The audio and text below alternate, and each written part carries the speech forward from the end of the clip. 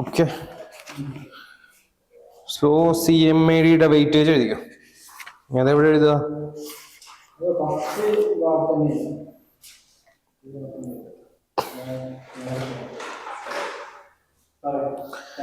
Chapter 1 compliance framework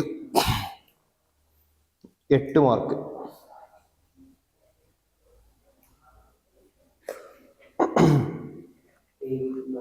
marks. Second chapter, documentation and maintenance of records. Documentation and maintenance of records 10 mark. Documentation and maintenance of records 10 mark. Signing and certification. Signing and certification. മൂന്നാമത്തെ chapter 10 mark. Certification 10 mark. Chapter 4 legal framework for company secretaries. Legal framework for company secretaries 4 mark. Ethics, അഞ്ചാമത്തത് ethics 3 mark. Next chapter penalties and adjudications. Penalties and adjudications. Penalties and adjudications 15 mark.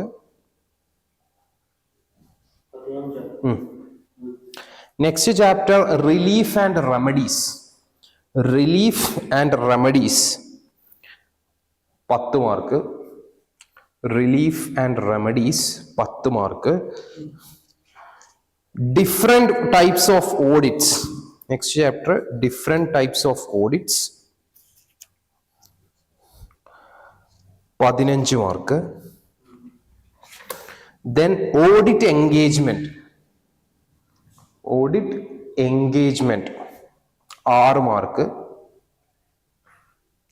Audit engagement 6 mark. Next chapter, audit techniques and principles. Audit techniques and principles. Audit techniques and principles 6 mark. Audit documentation and process. Audit documentation and process 4 mark. Opinions for reporting. Opinions for reporting 6 mark. Secretarial audit. Secretarial audit 8 mark. Internal audit 6 mark. Peer review. Peer review 6 mark. Due diligence 8 mark. Due diligence 8 mark. അപ്പൊ അതാണ് നമ്മുടെ എന്താ പറയാ CMADDയുടെ weightage. Okay. Now CMADD പഠിക്കുമ്പോഴുള്ള ഏറ്റവും വലിയ പ്രശ്നം എന്താണ്? ഡ്രാഫ്റ്റിംഗ് പോലെയല്ല. CMADD പഠിക്കുമ്പോൾ ബാക്കിയുള്ള കമ്പനി ലോയും കൂടെ നന്നായിട്ട് നമുക്ക് അറിയണം. ഓക്കെ. കമ്പനി ലോന്റെ സെക്ഷൻസ് നമുക്ക് അറിഞ്ഞിരിക്കണം. കാരോ പ്രിൻസിപ്പിൾസ് ഉണ്ടാവും, അത് നമുക്ക് അറിഞ്ഞിരിക്കണം. അതൊക്കെ പ്ലസ് ചെയ്ത് എഴുതുന്ന ഒരു സാധനമാണ് ഏത്? CMADD അഥവാ ഈ ചാപ്റ്റർ എന്ന് പറയുന്നത്. അപ്പൊ എന്താണ്, നമ്മൾ ഇതുവരെ പഠിച്ച് എക്സിക്യൂട്ടീവിൽ പഠിച്ചു കഴിഞ്ഞു വന്ന കമ്പനി ലോയൊക്കെ കൃത്യമായിട്ട് നമുക്ക് അറിയണം. പ്ലസ് ഇതിൽ എന്തുകൂടെ പഠിപ്പിക്കും? ഓഡിറ്റ് എങ്ങനെ ചെയ്യണം എന്നുകൂടെ പഠിപ്പിക്കും. ഇത് രണ്ടിനെയും കമ്പൈൻ ചെയ്തിട്ട് നമ്മൾ റൈറ്റ് ചെയ്യുന്നതാണ് ഏത്? CMADD എന്ന് പറയാം. അപ്പൊ ഇതിൽ പഠിക്കുന്ന സാധനങ്ങൾ മാത്രം കോട്ട് ചെയ്താൽ ചിലപ്പോ നമ്മുടെ ഓഡിറ്റിങ്ങിന്റെ പേപ്പർ പോലെയാണ് 5 മാർക്കിനുള്ളതിന് 3-4 മാർക്കൊക്കെ കിട്ടുള്ളൂ. അത് ഫുൾ സ്കെയിലിൽ കിട്ടണം എന്നുണ്ടെങ്കിൽ നമുക്ക് എന്ത് ചെയ്യണം? കമ്പനി ലോന്റെ സെക്ഷൻസും പ്രൊവിഷൻസും കാര്യങ്ങളും കൂടി അറിയേണ്ടതായിട്ട് ഉണ്ട്. അപ്പോ നമുക്ക് സ്റ്റാർട്ട് ചെയ്യാം. നമ്മൾ CMADD പ്ലാൻ ചെയ്യുന്നത് എങ്ങനെയാണ്? നമ്മള് ഈ മെറ്റീരിയൽ ഫുള്ളി കംപ്ലീറ്റ് ചെയ്യും. പ്ലസ് നമ്മള് ക്വസ്റ്റ്യൻസും നമ്മള് അതാത് ചാപ്റ്ററിന്റെ വർക്ക്ഔട്ട് ചെയ്യും. അതായത് പാസ്റ്റ് ക്വസ്റ്റ്യൻ പേപ്പേഴ്സിലുള്ള വരുന്ന ക്വസ്റ്റ്യൻസും വർക്ക്ഔട്ട് ചെയ്യും. അപ്പോ ചാപ്റ്റർ 1, സോ ഇത് നമ്മൾ പ്ലാൻ ചെയ്യേണ്ടത് എങ്ങനെയാണ്? അതായത് ഒരു 85% സാധനവും നമ്മളുടെ മെറ്റീരിയലി കവേർഡ് ആയിരിക്കും. പിന്നെ നമുക്ക് വേണ്ടത് എന്താ? ക്വസ്റ്റ്യൻ പേപ്പേഴ്സ് വർക്ക്ഔട്ട് ചെയ്യണം. അതേപോലെ തന്നെ നമുക്ക് കമ്പനി ലോന്റെ പ്രൊവിഷൻസും കുറച്ചൊക്കെ നമുക്ക് റിലേറ്റ് ചെയ്യാൻ അറിഞ്ഞിരിക്കണം. ഇതാണ് നമ്മൾ ചെയ്യേണ്ടത്. അപ്പോൾ ഫസ്റ്റ് ചാപ്റ്റർ കംപ്ലയൻസ് ഫ്രെയിംവർക്ക് ആണ്. കംപ്ലയൻസ് ഫ്രെയിംവർക്ക് എന്ന് പറഞ്ഞു കഴിഞ്ഞാൽ നമുക്കറിയാം, നമ്മൾ ഓരോ കമ്പനിയിലും ഇതെന്താണ്? ഇത് ആക്ച്വലി CMADD എന്നൊക്കെ പറഞ്ഞ് വലിയൊരു സംഭവമാണെങ്കിലും ബേസിക്കലി ഇതെന്താണ്? ഓഡിറ്റ് ആണ്. പേപ്പറിന്റെ ചുരുക്കത്തിൽ നമുക്ക് പറയുകയാണെങ്കിൽ this is called auditing. Okay, എന്താണ് ചെയ്യേണ്ടത്? ഓഡിറ്റിംഗ് എങ്ങനെ ചെയ്യണം, അതിലെ പ്രോസസ്സുകൾ എന്തൊക്കെയാണ്, എന്തൊക്കെ പേപ്പറുകൾ നമ്മൾ കൈവശം വെക്കണം എവിഡൻസ് ആയിട്ട്, എന്തൊക്കെയാണ് അതിന്റെ പ്രൊസീജിയറുകളും കാര്യങ്ങളും പറയുന്ന സബ്ജക്റ്റ് ആണ് ഇത് എന്ന് പറയുന്നത്. ഓക്കെ, അപ്പൊ ഇതിലേക്ക് വരുന്ന സമയത്ത് കംപ്ലയൻസ് ഫ്രെയിംവർക്കിനെ കുറിച്ചിട്ടാണ് പറയുന്നത് അല്ലെ? അതെ, കംപ്ലയൻസ് എന്ന് പറഞ്ഞു കഴിഞ്ഞാൽ ഒരു കമ്പനിക്ക് ഏതൊക്കെ നിയമങ്ങൾ പാലിക്കണം, അത് പാലിക്കപ്പെടാൻ വേണ്ടിയിട്ട് നമ്മളൊരു സിസ്റ്റം ഉണ്ടാക്കി വെക്കും കമ്പനിയിൽ. അതിനെയാണ് നമ്മൾ കംപ്ലയൻസ് ഫ്രെയിംവർക്ക് എന്നുകൊണ്ട് ഉദ്ദേശിക്കുന്നത്. സോ ജനറലി പറയുകയാണെങ്കിൽ അവർ തുടങ്ങുന്നത് തന്നെ എന്തായിട്ടാണ്? സോ ഇവിടെ എന്താ, നമ്മൾ സ്റ്റെപ്പ് ബൈ സ്റ്റെപ്പ് ആയിട്ടാണ് പോകുന്നത്. ഫസ്റ്റ് നമ്മൾ ഫ്രെയിംവർക്ക് എന്തൊക്കെ വേണം ഒരു കമ്പനിയിൽ എന്നുള്ളത് പഠിക്കും.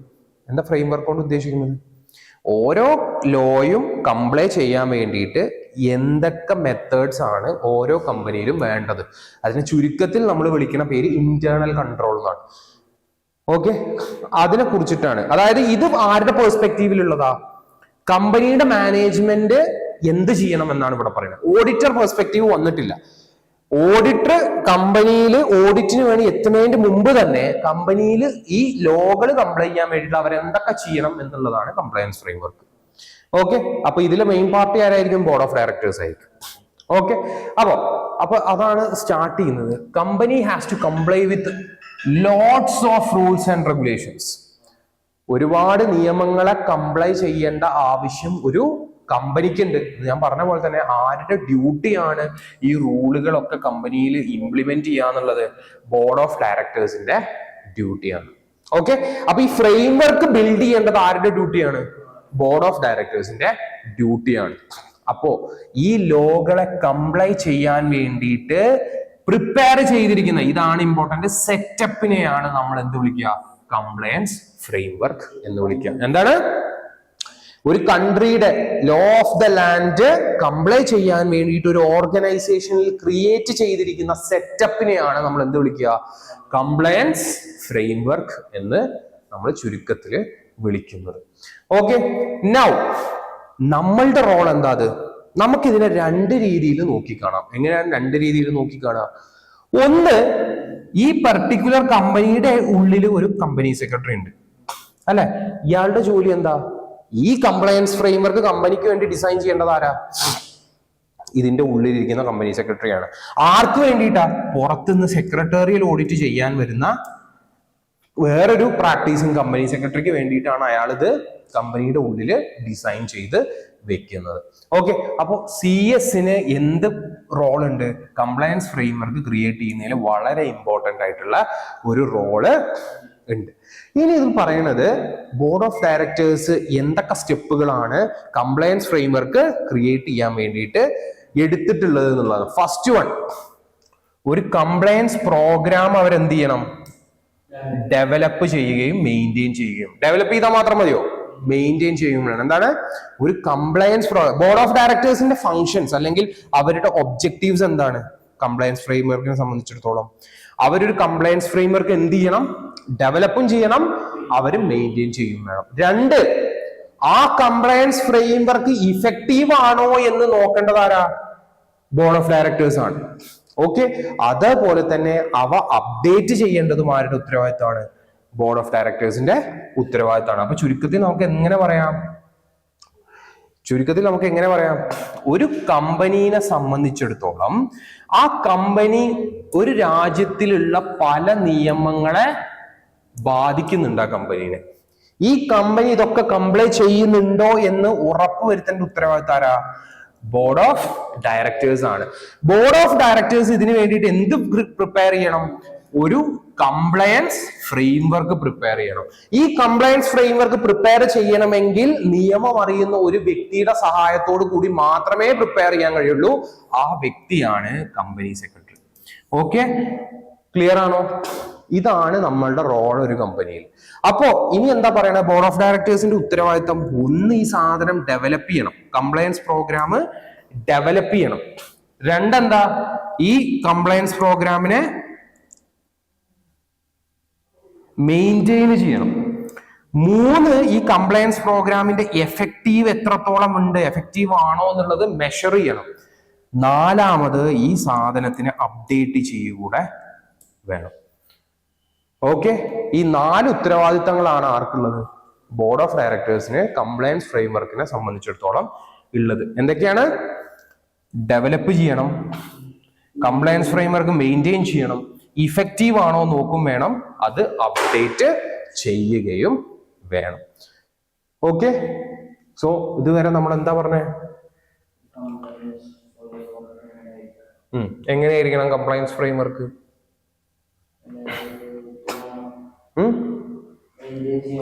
അതല്ല, ആദ്യം മുതൽ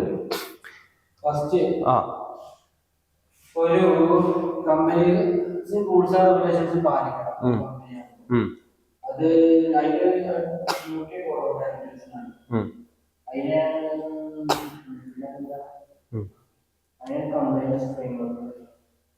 അതിനെയാണ് കംപ്ലയൻസ് ഫ്രെയിംവർക്ക് എന്ന് പറയാ. അതിന് വേണ്ടിയിട്ട് ബോർഡ് ഓഫ് ഡയറക്ടേഴ്സ് എന്താ ചെയ്യുന്നത്?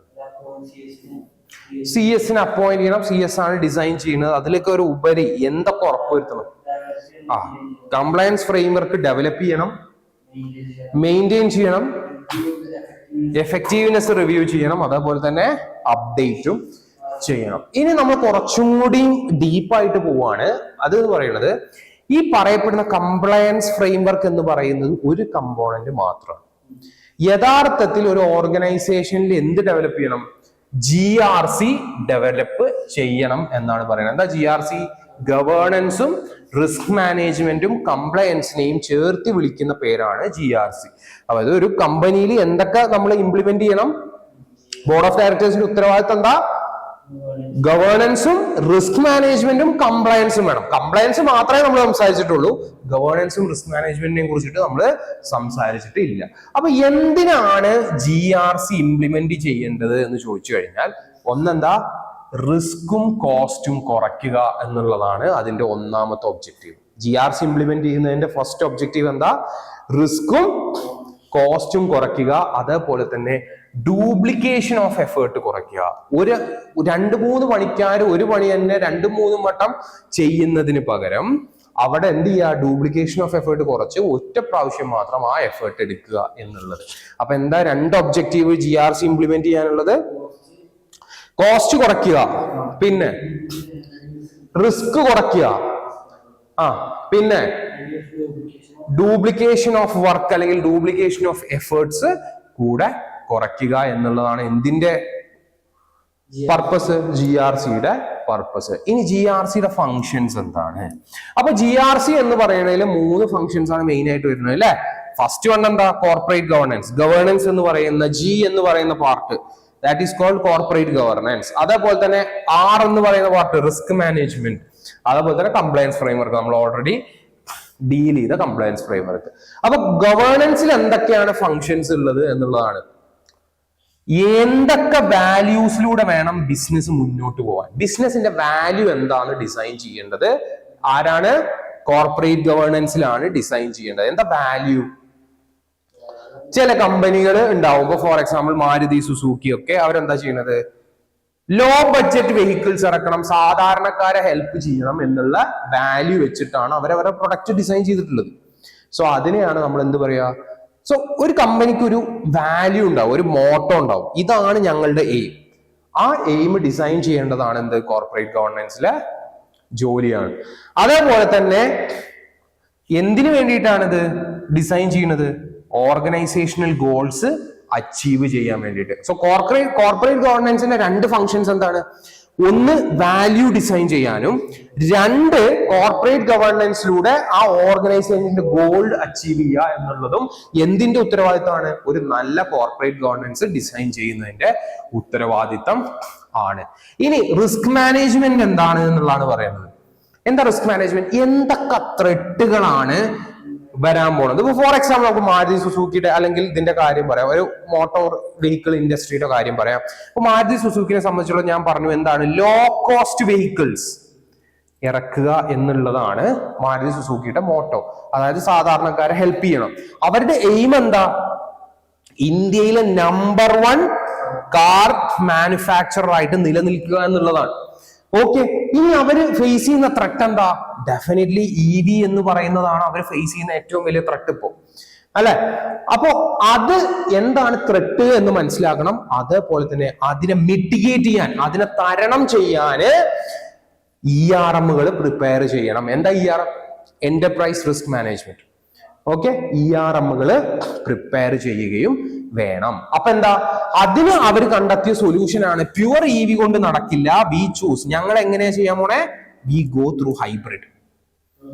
ഓക്കെ, അതായത് കമ്പഷൻ എഞ്ചിനും ഉപയോഗിക്കും, അതിന്റെ ഒപ്പം ഒരു ഇലക്ട്രിസിറ്റി ബാറ്ററിയും ഉപയോഗിച്ചുകൊണ്ട് രണ്ടിന്റെ ഒരു മിക്സ് ആണ് ഞങ്ങളുടെ സൊല്യൂഷൻ എന്ന് അവർ കൊണ്ടുവരുന്നത്.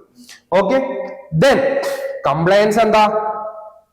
നമ്മൾ ഓൾറെഡി പറഞ്ഞു ഏത് സെറ്റപ്പ് വഴിയാണ് ഇന്ത്യയിലെ നിയമങ്ങളെ ഇവര് കംപ്ലൈ ചെയ്യാൻ പോകുന്നത് എന്നതാണ് കംപ്ലയൻസ് ഫ്രെയിംവർക്ക് അവിടെ പറയുന്നത്. ഓക്കെ, കംപ്ലയൻസ് ഫ്രെയിംവർക്ക് നമ്മൾ ഓൾറെഡി പറഞ്ഞു. എന്താണ്?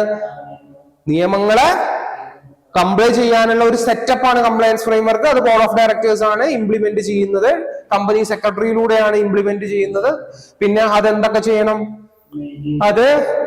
അത് ഡെവലപ്പ് ചെയ്യണം, മെയിൻറ്റെയിൻ ചെയ്യണം, അത് മോണിറ്റർ ചെയ്യണം, ഇഫക്റ്റീവ്നെസ് നോക്കണം, അപ്ഡേറ്റും ചെയ്യണം എന്നുള്ളത്. ഓക്കെ, ദെൻ കംപ്ലയൻസ് ഫ്രെയിംവർക്കിന്റെ ഡിഫറെന്റ് തലങ്ങളാണ്. എന്തൊക്കെ കമ്പോണൻസ് ആണ് ഒരു കംപ്ലയൻസ് ഫ്രെയിംവർക്കിൽ? എന്തൊക്കെ കംപ്ലയൻസ് ക്രൈറ്റീരിയകൾ ഉണ്ടാവും എന്നുള്ളതിനെ കുറിച്ചിട്ടാണ് പറയുന്നത്. ഫസ്റ്റ് വൺ, ഒരു കംപ്ലയൻസ് ഫ്രെയിംവർക്കിൽ എപ്പോഴും എന്തുണ്ടാവും? There will be a compliance chart.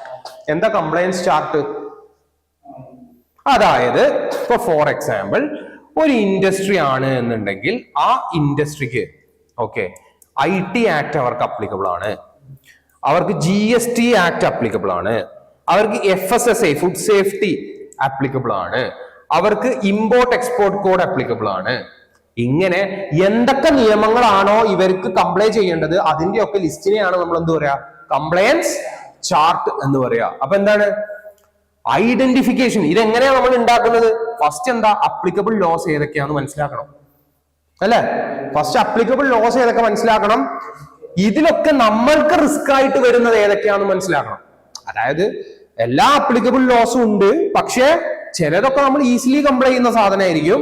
പക്ഷെ അതിൽ ഏറ്റവും റിസ്ക് അസസ് ചെയ്യാം, ഓരോന്നിന്റെ റിസ്ക്, നമ്മൾ ഏതാണ് കംപ്ലൈ ചെയ്യാൻ ബുദ്ധിമുട്ട് എന്നുള്ളതും നമ്മൾ മനസ്സിലാക്കണം. ഇനി ആ ബുദ്ധിമുട്ടുള്ള ലോകൾ എങ്ങനെ നമുക്ക് കംപ്ലൈ ചെയ്യാം എന്നുള്ളതാണ് റിസ്ക് മിറ്റിഗേഷൻ എന്നുള്ളതുകൊണ്ട് ഉദ്ദേശിക്കുന്നത്. ഓക്കെ, സോ നോക്കുക, ഫസ്റ്റ് ലോകൾ ഏതാണെന്ന് മനസ്സിലാക്കണം, ഏതിലൊക്കെയാണ് റിസ്ക് വരുന്നതെന്ന് മനസ്സിലാക്കണം, ആ റിസ്ക് തരണം ചെയ്യാൻ എന്തൊക്കെ മെത്തേഡ്സ് നമ്മൾ അഡോപ്റ്റ് ചെയ്യുന്നുണ്ടെന്ന് മനസ്സിലാക്കണം, അത് കണ്ടിന്യൂസ് ആയിട്ട് മോണിറ്റർ ചെയ്യണം, അത് റിപ്പോർട്ട് ചെയ്യുകയും വേണം. അത് ടോപ്പ് മാനേജ്മെന്റിന് റിപ്പോർട്ട് ചെയ്യുകയും വേണം. അപ്പൊ കംപ്ലയൻസ് ചാർട്ട് എന്ന് പറഞ്ഞാൽ എന്താ? ഏതൊക്കെ നിയമങ്ങളാണ് നമുക്ക് ബാധിക്കുന്നത്, അതിൽ ഏതൊക്കെ നിയമങ്ങൾ കംപ്ലൈ ചെയ്യാൻ വേണ്ടിയിട്ട് റിസ്ക് അസസ്മെന്റ് നമ്മൾ നടത്തണം, ആ നിയമങ്ങൾ കംപ്ലൈ ചെയ്യുന്നതിലൂടെ എങ്ങനെ നമുക്ക് ഏതൊക്കെ രീതിയിലാണ് നമുക്ക് റിസ്കിനെ മിറ്റിഗേറ്റ് ചെയ്യാൻ പറ്റുക, അതായത് റിസ്കിനെ തരണം ചെയ്യാൻ നമ്മൾ എന്തൊക്കെ മെഷർമെന്റ് ആണ് എടുത്തിരിക്കുന്നത് എന്നുള്ളത് നമ്മൾ നോക്കണം, അത് മോണിറ്റർ ചെയ്യണം, അത് റിപ്പോർട്ടും ചെയ്യണം. ഇതിനെയാണ് നമ്മൾ എന്ത് വിളിക്കുക? കംപ്ലയൻസ് ചാർട്ട് എന്നുള്ളത് വിളിക്കുന്നത്. ദെൻ കംപ്ലയൻസ് അഡ്വൈസറി, ഇവിടെയാണ് കമ്പനി സെക്രട്ടറീസ് ഒക്കെ കയറി വരിക. കംപ്ലയൻസ് അഡ്വൈസറി എന്താണ്? നൗ നമുക്കൊരു ലിസ്റ്റ് ഓഫ് ലോസ് ഇവിടെ ഉണ്ട് എന്ന് അറിയാം. അതിന്റെ റിസ്ക്കും നമുക്കറിയാം, അതിന് തരണം ചെയ്യാനുള്ള മെഷേഴ്സും നമുക്കറിയാം. പക്ഷെ ചില നിയമങ്ങളിൽ ഡീപ്പർ ആയിട്ടുള്ള നോളജ് ഉള്ള ആൾക്കാരുടെ അഡ്വൈസസ് നമുക്ക് ആവശ്യമുണ്ടാവും. അവിടെയാണ് കമ്പനി സെക്രട്ടറീസും ഒക്കെ വരുന്നത്. അവരുടെ അഡ്വൈസസ് ആൻഡ് നമുക്ക് സ്വീകരിക്കേണ്ടി വരും. And that is called as compliance advisory. നിങ്ങൾ ഇത് ചെയ്തില്ലെങ്കിൽ ഇത്ര രൂപ നിങ്ങൾ ഫൈൻ അടക്കേണ്ടി വരും. ഇത്തരത്തിലുള്ള അഡ്വൈസസ് ഒക്കെ നമുക്ക് എവിടുന്നാണ് കിട്ടുക? ഒരു കമ്പനി സെക്രട്ടറിയിൽ നിന്നാണ് കിട്ടുക. And that is called as compliance advisory. Clear ആണോ? അപ്പൊ ഈ റിസ്ക് മിറ്റിഗേഷനും റിസ്ക് അസസ്മെന്റിലും ആർക്ക് കൂടെ പങ്കുണ്ടാവും? ഈ അഡ്വൈസറിക്ക് കൂടെ പങ്കുണ്ടാവും. റിസ്ക് എങ്ങനെ തരണം ചെയ്യാം എന്നുള്ള അഡ്വൈസസ് ആരാ ചെയ്യുന്നത്? ഈ റിസ്ക് അഡ്വൈസറി അല്ലെങ്കിൽ കംപ്ലയൻസ് അഡ്വൈസറി ആണ് ചെയ്യുന്നത്. ആൻഡ് മൂന്നാമത്തെ സ്റ്റേജിനെയാണ് നമ്മൾ വിളിക്കുന്നത് കംപ്ലയൻസ് സ്കോർ കാർഡ്. എന്താ കംപ്ലയൻസ് സ്കോർ കാർഡ്? നമുക്ക് അനുവദിച്ച ലോകൾ കംപ്ലൈ ചെയ്യുന്നതിൽ നമ്മളുടെ സ്കോർ എത്രയാണ്? ഈ ഓർഗനൈസേഷന്റെ 10 ലോകൾ ഉണ്ട് എന്നുണ്ടെങ്കിൽ 8 നമ്മൾ കംപ്ലൈ ചെയ്തിട്ടുള്ളതെങ്കിൽ നമ്മളുടെ സ്കോർ 8 ആണ്. അങ്ങനെ ഒരു സ്കോറിംഗ് സിസ്റ്റത്തെയാണ് നമ്മൾ എന്ത് പറയാ? കംപ്ലയൻസ് സ്കോർ കാർഡ് എന്ന് കൊണ്ട് ഉദ്ദേശിക്കുന്നത്. അപ്പൊ നമ്മൾ എന്തൊക്കെയാ കവർ ചെയ്തത്? എന്തൊക്കെയാ കവർ ചെയ്തത്? ഫസ്റ്റ് ഓഫ് ഓൾ നമ്മൾ കവർ ചെയ്തത് ഒരു കംപ്ലയൻസ് ഫ്രെയിംവർക്ക് ബിൽഡ് ചെയ്യേണ്ട ഉത്തരവാദിത്തം ബോർഡ് ഓഫ് ഡയറക്ടേഴ്സിനാണെന്നും കംപ്ലയൻസ് ഫ്രെയിംവർക്ക് എന്ന് പറഞ്ഞു കഴിഞ്ഞാൽ ലോകൾ കംപ്ലൈ ചെയ്യാനുള്ള ഒരു സെറ്റപ്പ് ആണെന്നും അതേപോലെ തന്നെ അതിന് കമ്പനി സെക്രട്ടറി ആണ് ബോർഡ് ഓഫ് ഡയറക്ടേഴ്സിനെ ഹെൽപ്പ് ചെയ്യുന്നത് എന്നുള്ളതും നമ്മൾ ഡിസ്കസ് ചെയ്തു. അതേപോലെ തന്നെ അതിന്റെ ഒബ്ജക്റ്റീവ് നമ്മൾ പറഞ്ഞു, അല്ലെങ്കിൽ അതിന്റെ സ്റ്റെപ്സ് എന്തൊക്കെയാണെന്നുള്ളത് നമ്മൾ പറഞ്ഞു. ഫസ്റ്റ് ഒരു കംപ്ലയൻസ് ഫ്രെയിംവർക്ക് നമ്മൾ ഡെവലപ്പ് ചെയ്യണം, കംപ്ലയൻസ് ഫ്രെയിംവർക്ക് നമ്മൾ മെയിൻറ്റെയിൻ ചെയ്യണം, കംപ്ലയൻസ് ഫ്രെയിംവർക്ക് നമ്മൾ മോണിറ്റർ ചെയ്യണം, അതിന്റെ എഫക്റ്റീവ്നെസ് അത് അപ്ഡേറ്റ് ചെയ്യുകയൂടെ വേണം എന്നുള്ളത് നമ്മൾ പറഞ്ഞു. നെക്സ്റ്റ് നമ്മൾ പറഞ്ഞത് എന്താ? കംപ്ലയൻസ് എന്ന് പറയുന്നത് അതിൽ ഒരു പോർഷൻ മാത്രമാണ്. യഥാർത്ഥത്തിൽ നമ്മൾ ഇംപ്ലിമെന്റ് ചെയ്യേണ്ടത്, ബോർഡ് ഓഫ് ഡയറക്ടേഴ്സ് ഇംപ്ലിമെന്റ് ചെയ്യേണ്ടത് എന്താണ്? GRC ആണ് എന്നാണ് പറഞ്ഞത്. എന്താ GRC? കോർപ്പറേറ്റ് ഗവർണൻസും റിസ്ക് മാനേജ്മെന്റും കംപ്ലയൻസ് ഫ്രെയിംവർക്കും കൂടി കൂടുന്ന മെക്കാനിസത്തിനെയാണ് നമ്മൾ എന്ത് പറയാ? GRC എന്ന് പറയാന്നുള്ളത് പറഞ്ഞു. ദെൻ കമ്മിങ് ഇൻ ടു ഇതിന് എന്തിനു വേണ്ടിയിട്ടാണ് ഇത് ഇംപ്ലിമെന്റ് ചെയ്യുന്നത്? GRC 1 കോസ്റ്റ് കുറയ്ക്കുക, 2 റിസ്ക് കുറയ്ക്കുക, അതേപോലെ തന്നെ ഡ്യൂപ്ലിക്കേഷൻ ഓഫ് എഫേർട്സ് കുറയ്ക്കുക എന്നുള്ള പർപ്പസിന് വേണ്ടിയിട്ടാണ് എന്ത് ഫോം ചെയ്തിട്ടുള്ളത്? GRC ഫോം ചെയ്തിട്ടുള്ളത്. ഇനി GRCക്ക് തന്നെ 3 കമ്പോണന്റുകൾ ഉണ്ട്. ഫസ്റ്റ് വൺ എന്ന് പറയുന്നത് കോർപ്പറേറ്റ് ഗവർണൻസ് ആണ്. കോർപ്പറേറ്റ് ഗവർണൻസ് എന്ന് പറഞ്ഞാൽ എന്താ? ഒരു കമ്പനി അവർ വർക്ക് ചെയ്യേണ്ട വാല്യൂസ് എന്താണ്, അവരുടെ ഒബ്ജക്റ്റീവും ഗോൾസിലേക്കും എങ്ങനെ എത്താം എന്ന് പ്ലാൻ ചെയ്യുന്നതിനെയാണ് നമ്മൾ എന്ത് പറയാ? കോർപ്പറേറ്റ് ഗവർണൻസ് എന്ന് പറയാം. അതേപോലെ തന്നെ രണ്ടാമത് വേണ്ടത് റിസ്ക് മാനേജ്മെന്റ് ആണ്. റിസ്ക് മാനേജ്മെന്റ് എന്ന് പറഞ്ഞാൽ എന്താ? എന്തൊക്കെ ത്രെട്ടുകളാണ് ആ കമ്പനിക്ക് ഉള്ളത്, ആ ത്രെട്ടുകൾ ഏത് രീതിയിലൊക്കെ കമ്പനിക്ക് തരണം ചെയ്യാം എന്നുള്ള വാല്യൂസിനെയാണ് റിസ്ക് മാനേജ്മെന്റ് എന്ന് പറയാ. കംപ്ലയൻസ് ഫ്രെയിംവർക്ക് എന്താന്ന് നമ്മൾ ഓൾറെഡി ഡിസ്കസ് ചെയ്തു. ദെൻ കംപ്ലയൻസ് ഫ്രെയിംവർക്കിന് 3 കമ്പോണൻസ് ആണ് ഉള്ളത് എന്ന് പറഞ്ഞു. First one is compliance chart. എന്താ കംപ്ലയൻസ് ചാർട്ട് എന്നുള്ളതുകൊണ്ട് ഉദ്ദേശിക്കുന്നത്? അതായത് ഒരു ഓർഗനൈസേഷനിൽ അപ്ലിക്കബിൾ ആയിട്ടുള്ള നിയമങ്ങൾ ഏതൊക്കെയാണ്, ആ നിയമങ്ങളിൽ ഏതൊക്കെ കംപ്ലൈ ചെയ്യാനാണ് നമുക്ക് റിസ്ക് ഉള്ളത്, ആ റിസ്കുകൾ എങ്ങനെ മിറ്റിഗേറ്റ് ചെയ്യാം, അതെങ്ങനെ മോണിറ്റർ ചെയ്യാം, റിപ്പോർട്ട് ചെയ്യാം തുടങ്ങിയ കാര്യങ്ങളെ കുറിച്ചിട്ടാണ് കംപ്ലയൻസ് ചാർട്ട് പറയുന്നതെങ്കിൽ കംപ്ലയൻസ് അഡ്വൈസറി എന്ന് പറഞ്ഞു കഴിഞ്ഞാൽ നമ്മളുടെ നിയമങ്ങളിൽ നമ്മൾ അത് പാലിക്കാൻ വേണ്ടിയിട്ട് എന്തൊക്കെ അഡ്വൈസസ് ആരുടെ നിന്നൊക്കെ എടുക്കുന്നുണ്ടോ അതിനെ നമ്മൾ കംപ്ലയൻസ് അഡ്വൈസറി എന്ന് പറഞ്ഞു. ലാസ്റ്റ് കംപ്ലയൻസ് സ്കോർ കാർഡ് ആണ്. അതെന്താ? കമ്പനി ലോകൾ കംപ്ലൈ ചെയ്യുന്നതിൽ കമ്പനിക്ക് കിട്ടിയ സ്കോർ എത്രയാണ്, എത്ര നിയമങ്ങൾ അവർ കംപ്ലൈ ചെയ്തു തുടങ്ങിയതിന്റെ സ്കോർ കാർഡ് ആണ് അത്. സോ നെക്സ്റ്റ് വന്ന് നമ്മൾ അത് ഡീപ്പായിട്ട് പോവാണ്. എന്താണ് കംപ്ലയൻസ് ചാർട്ട്? നമ്മൾ പറഞ്ഞു കംപ്ലയൻസ് ചാർട്ട് ഉണ്ട്, കംപ്ലയൻസ് അഡ്വൈസറി ഉണ്ട്, കംപ്ലയൻസ് സ്കോർ കാർഡ് ഉണ്ട് എന്ന് പറഞ്ഞു. അതിൽ കംപ്ലയൻസ് ചാർട്ടിൽ എന്തൊക്കെയാണ് ഉള്ളത് എന്നുള്ളത്. ഫസ്റ്റ് വൺ എന്താ? നമുക്ക് അപ്ലിക്കബിൾ ആയിട്ടുള്ള റിലേറ്റഡ് ലോസ് ആണ് അത്. രണ്ടെന്താ? നമ്മളുടെ റിസ്ക് എന്താണ് അതിലുള്ളത്, ആ ലോസ് അപ്ലൈ ചെയ്യാനുള്ള റിസ്ക് എന്താണ്. മൂന്നാമത് എന്താ? ഈ റിസ്ക് ലോ ആണോ, മീഡിയം ആണോ, വളരെ ക്രിട്ടിക്കൽ ആണോ എന്നുള്ളത് നമ്മൾ മാർക്ക് ചെയ്യണം. നാലാമത് എന്താ? നമ്മളുടെ റിസ്ക് മിറ്റിഗേഷൻ പോളിസി എന്താണ്, അതിനെ തരണം ചെയ്യാനുള്ള പോളിസി എന്താണ്. ഈ റിസ്കിന്റെ ആക്ടിവിറ്റികളുടെ ഒക്കെ ഓണർഷിപ്പ് ആര് മുഖേനയാണ് ഈ പ്രശ്നം വന്നിട്ടുള്ളത്, ആരാണ് അതിന് അക്കൗണ്ടബിൾ എന്നുള്ളതാണ് അവിടെ പറയുന്നത്. എങ്ങനെയാണ് റിലേറ്റഡ് ഫൈൻഡിങ്സ് ഒക്കെ റിപ്പോർട്ട് ചെയ്യപ്പെട്ടിട്ടുള്ളത് തുടങ്ങിയതും പറയുന്നതാണ് ഒരു കംപ്ലയൻസ് ചാർട്ട് എന്ന് പറയുന്നത്. സോ എന്തൊക്കെയാണുള്ളത്?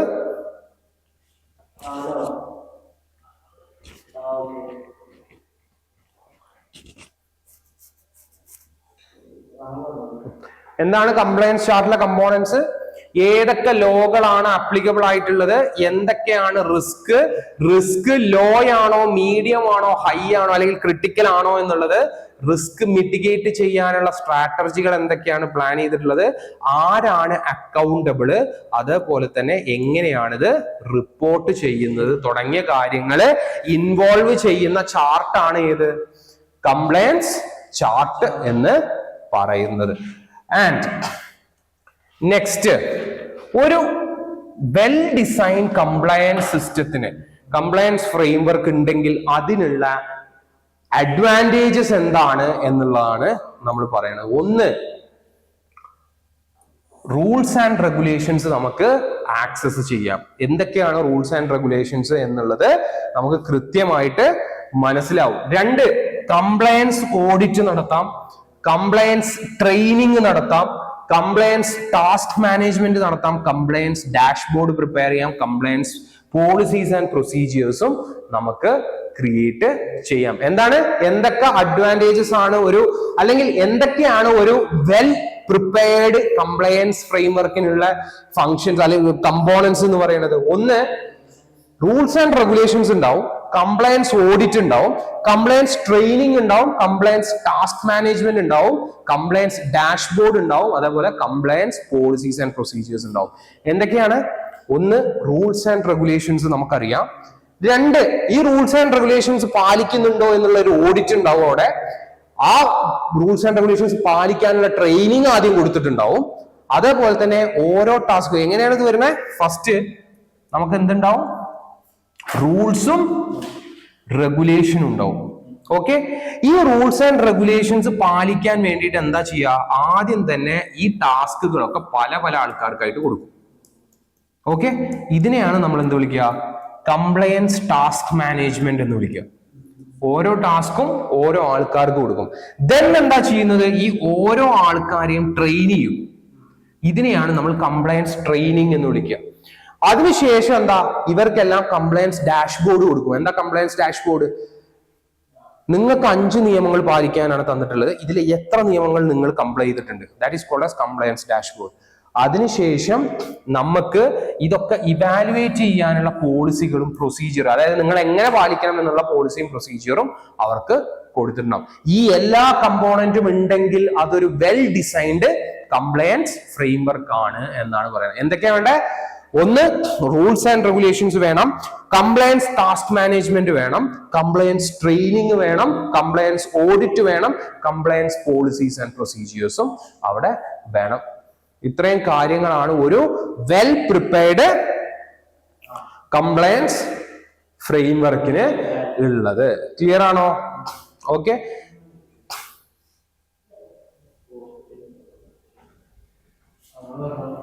യെസ്.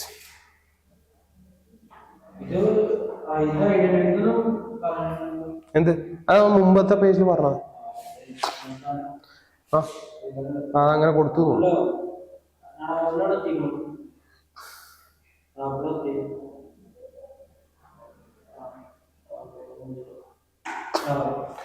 യെസ്. ഇനി നമ്മളത് ഓരോന്ന് എടുക്കുകയാണ്. ഏതിത്തെ ഓരോന്ന് എടുക്കുകയാണ്? ഒരു കംപ്ലയൻസ് ചാർട്ടിന്റെ കാര്യം നമ്മൾ പറഞ്ഞില്ലേ? കംപ്ലയൻസ് ചാർട്ടിൽ എന്താണ് നമ്മൾ പറഞ്ഞ അപ്ലിക്കബിൾ ലോസ് ഏതാന്ന് നമ്മൾ മനസ്സിലാക്കണം എന്ന് പറഞ്ഞു. കംപ്ലയൻസ് ചാർട്ടിൽ ആദ്യത്തെ ഫാക്ടർ നമ്മൾ എടുക്കുകയാണ്. ഏതൊക്കെയാണ് അപ്ലിക്കബിൾ ലോസ്? ഇതെങ്ങനെ മനസ്സിലാക്കാം?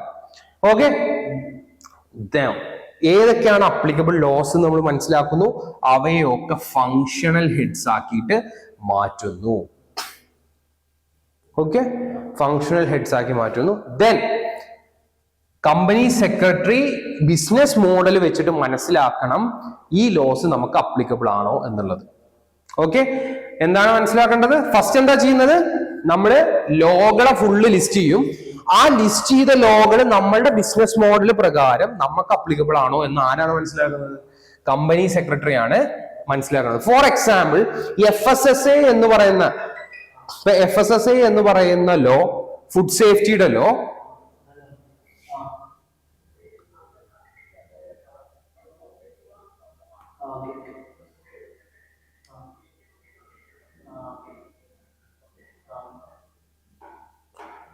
ഓക്കെ. അപ്പോ ഏത് ലോകളൊക്കെയാണ് നമ്മളുടെ, ഇപ്പൊ ഫോർ എക്സാമ്പിൾ FSSAയുടെ കാര്യം നമ്മൾ പറഞ്ഞു, ഫുഡ് സേഫ്റ്റി സംബന്ധമായിട്ടുള്ള ഒരു ലോ ആണ് FSSA. പക്ഷെ ഇതൊരിക്കലും ഒരു മാനുഫാക്ചറിങ് കമ്പനി, ഒരു കാർ മാനുഫാക്ചറിങ് കമ്പനിക്ക് അപ്ലിക്കബിൾ അല്ല. നമ്മളുടെ ബിസിനസ് മോഡൽ പ്രകാരം ഏതൊക്കെ നിയമങ്ങളാണ് നമുക്ക് അപ്ലിക്കബിൾ എന്ന് ആരാണ് മനസ്സിലാക്കേണ്ടത്? കമ്പനി സെക്രട്ടറിയുടെ ഹെൽപ്പോട് കൂടിയിട്ടാണ് നമ്മള് മനസ്സിലാക്കേണ്ടത്.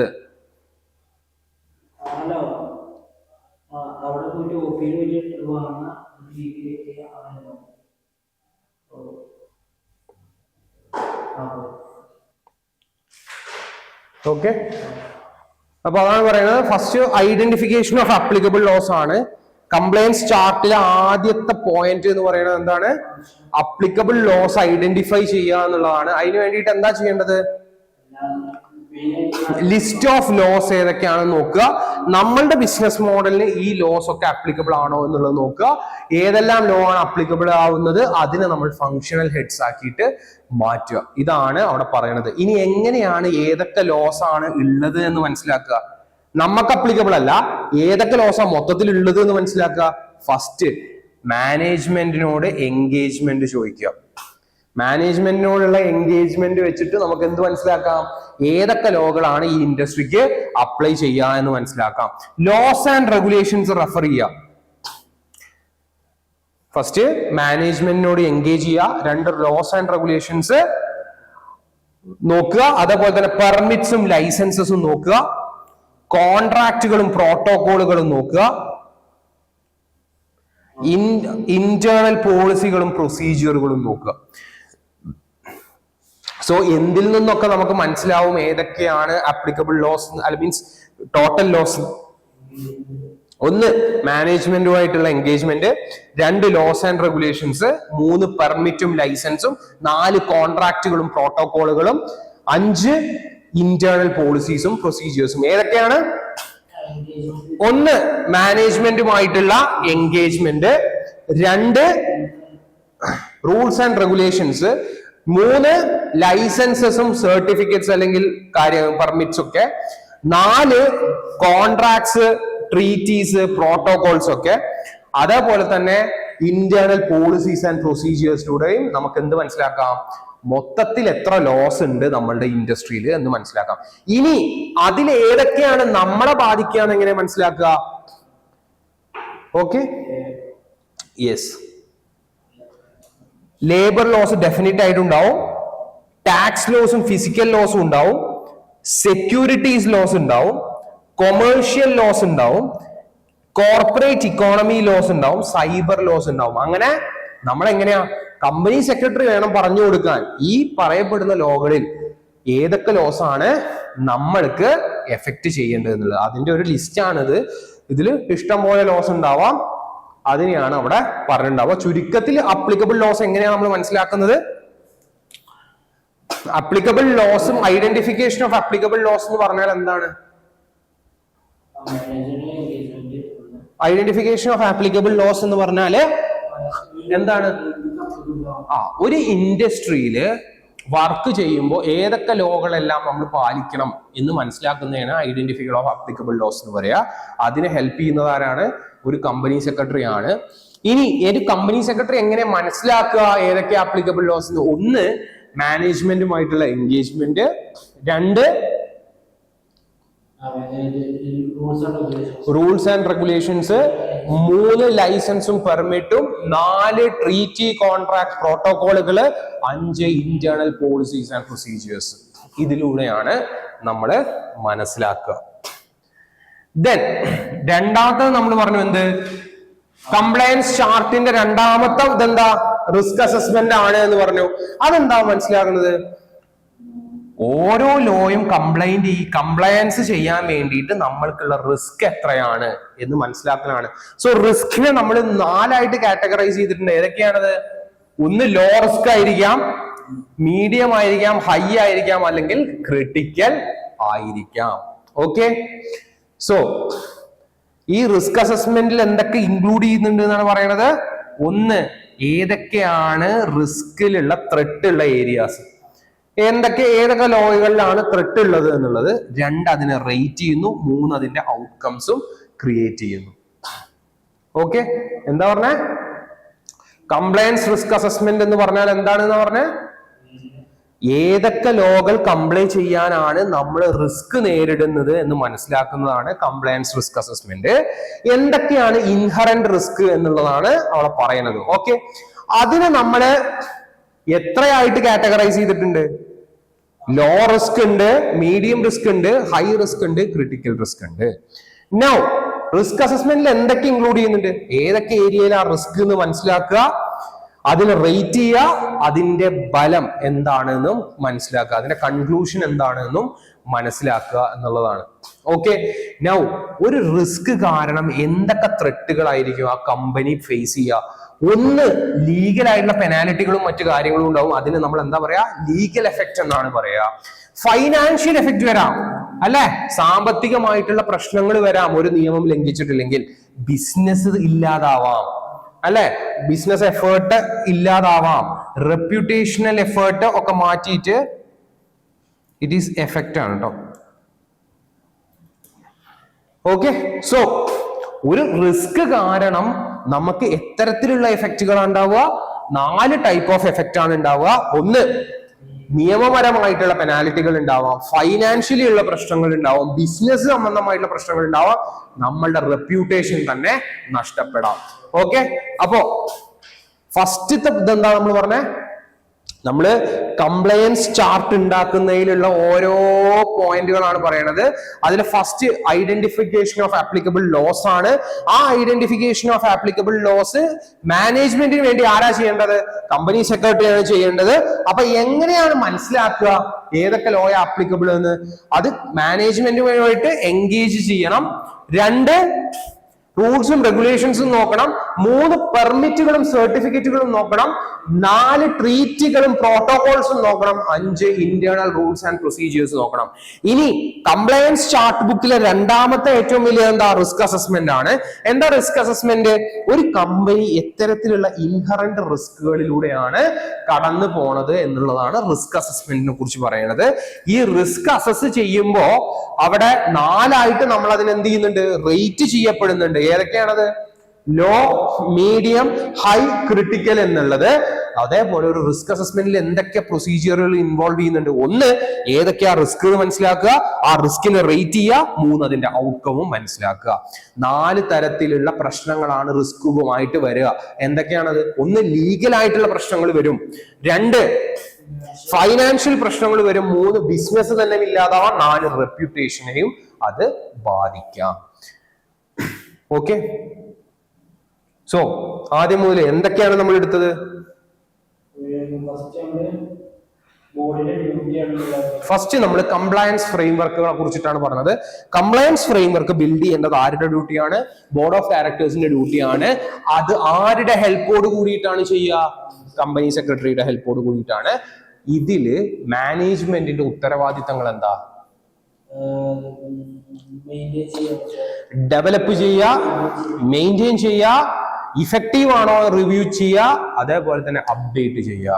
ദെൻ പിന്നെ നമ്മൾ സംസാരിച്ചത് GRCനെ കുറിച്ചിട്ടാണ്. GRCയിൽ 3 കമ്പോണന്റുകളായിട്ടാണ് ഉള്ളത്. കോർപ്പറേറ്റ് ഗവർണൻസ് ഉണ്ട്, റിസ്ക് എന്റർപ്രൈസ് റിസ്ക് മാനേജ്മെന്റ് ഉണ്ട്, അതേപോലെ തന്നെ കംപ്ലയൻസ് ഫ്രെയിംവർക്കും ഉണ്ട്. ഗവേണൻസിൽ എന്താ അതിന്റെ പർപ്പസ് എന്താ? GRCയുടെ പർപ്പസ് എന്താ?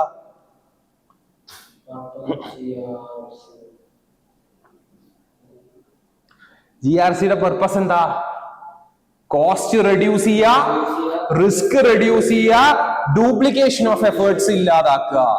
പിന്നെ GRCയിൽ 3 കമ്പോണൻസ് ഉണ്ട്. ഫസ്റ്റ് കോർപ്പറേറ്റ് ഗവർണൻസ് ആണ്. കോർപ്പറേറ്റ് ഗവർണൻസ് എന്താണ്? കമ്പനിയുടെ വാല്യൂസ് സെറ്റ് ചെയ്യുക, കമ്പനീസ് എങ്ങനെയാണ് ഓർഗനൈസേഷണൽ ഒബ്ജക്റ്റീവ്സ് അച്ചീവ് ചെയ്യുക എന്നുള്ളത് മനസ്സിലാക്കുക. 2, റിസ്ക് മാനേജ്മെന്റ് എന്താണ്?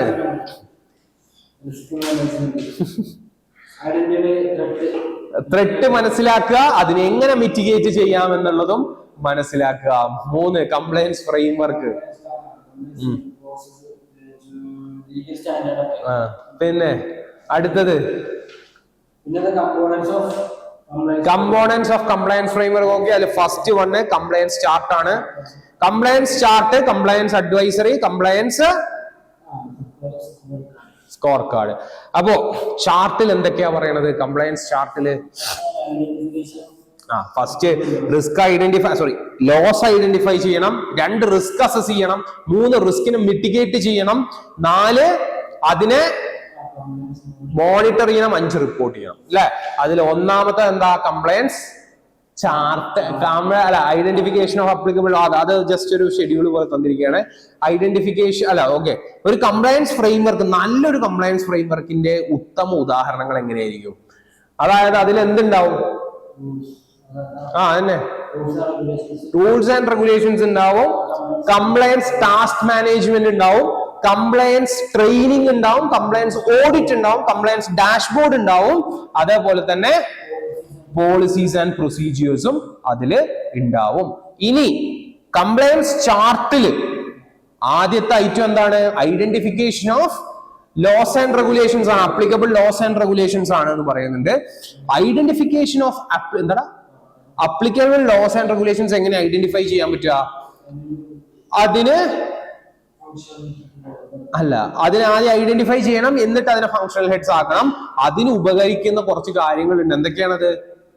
1, മാനേജ്മെന്റുമായിട്ട് എൻഗേജ്മെന്റ് നടത്തണം, റൂൾസ് ആൻഡ് റെഗുലേഷൻസ് പരിശോധിക്കണം, ലൈസൻസും സർട്ടിഫിക്കേഷൻസും നോക്കണം, ട്രീറ്റീസും എഗ്രിമെന്റുകളും പ്രോട്ടോകോളുകളും നോക്കണം, അതേപോലെ തന്നെ പോളിസീസ് ആൻഡ് പ്രൊസീജിയേഴ്സും നോക്കിക്കഴിഞ്ഞാൽ നമുക്ക് ഏതൊക്കെ നിയമങ്ങളാണ് നമുക്ക് വേണ്ടതെന്ന് മനസ്സിലാവും.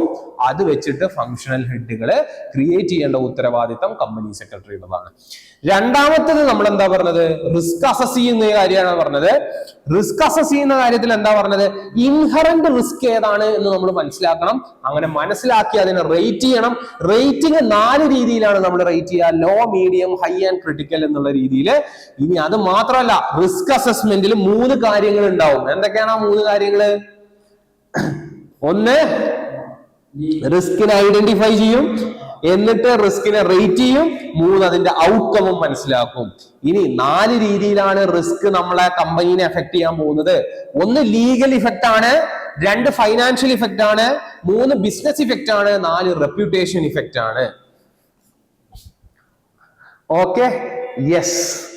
ഇനി എന്തൊക്കെ ടെക്നിക്കുകൾ ഉപയോഗിച്ചിട്ടാണ് നമുക്ക് റിസ്കിനെ അസസ് ചെയ്യാൻ പറ്റുക? Okay, yes. 1, detailed assessment. Detailed assessment എന്താ? ഡീറ്റെയിൽഡ് അസസ്മെന്റ് എന്താ ഉറപ്പുവരുത്തുന്നത്? എല്ലാ റിസ്കുകളെയും പ്രോപ്പർലി അസസ് ചെയ്യുകയും മിറ്റിഗേറ്റ് ചെയ്തിരിക്കുകയും ചെയ്തിട്ടുണ്ട് എന്നുള്ളത്. എന്താ detailed risk assessment? Detailed risk assessment എന്താണ്? എല്ലാ റിസ്കുകളെയും തനിയെ ഐഡന്റിഫൈ ചെയ്തിട്ട് അതിനെയൊക്കെ സോൾവ് ചെയ്യാൻ വേണ്ടിയിട്ട് ഓരോരുത്തരെ ഏൽപ്പിച്ചിട്ട് അതിനെയെല്ലാം മിറ്റിഗേറ്റ് ചെയ്തിട്ടുണ്ട് എന്ന് ഉറപ്പുവരുത്തുന്ന അസസ്മെന്റിനെയാണ് നമ്മൾ എന്ത് പറയാ?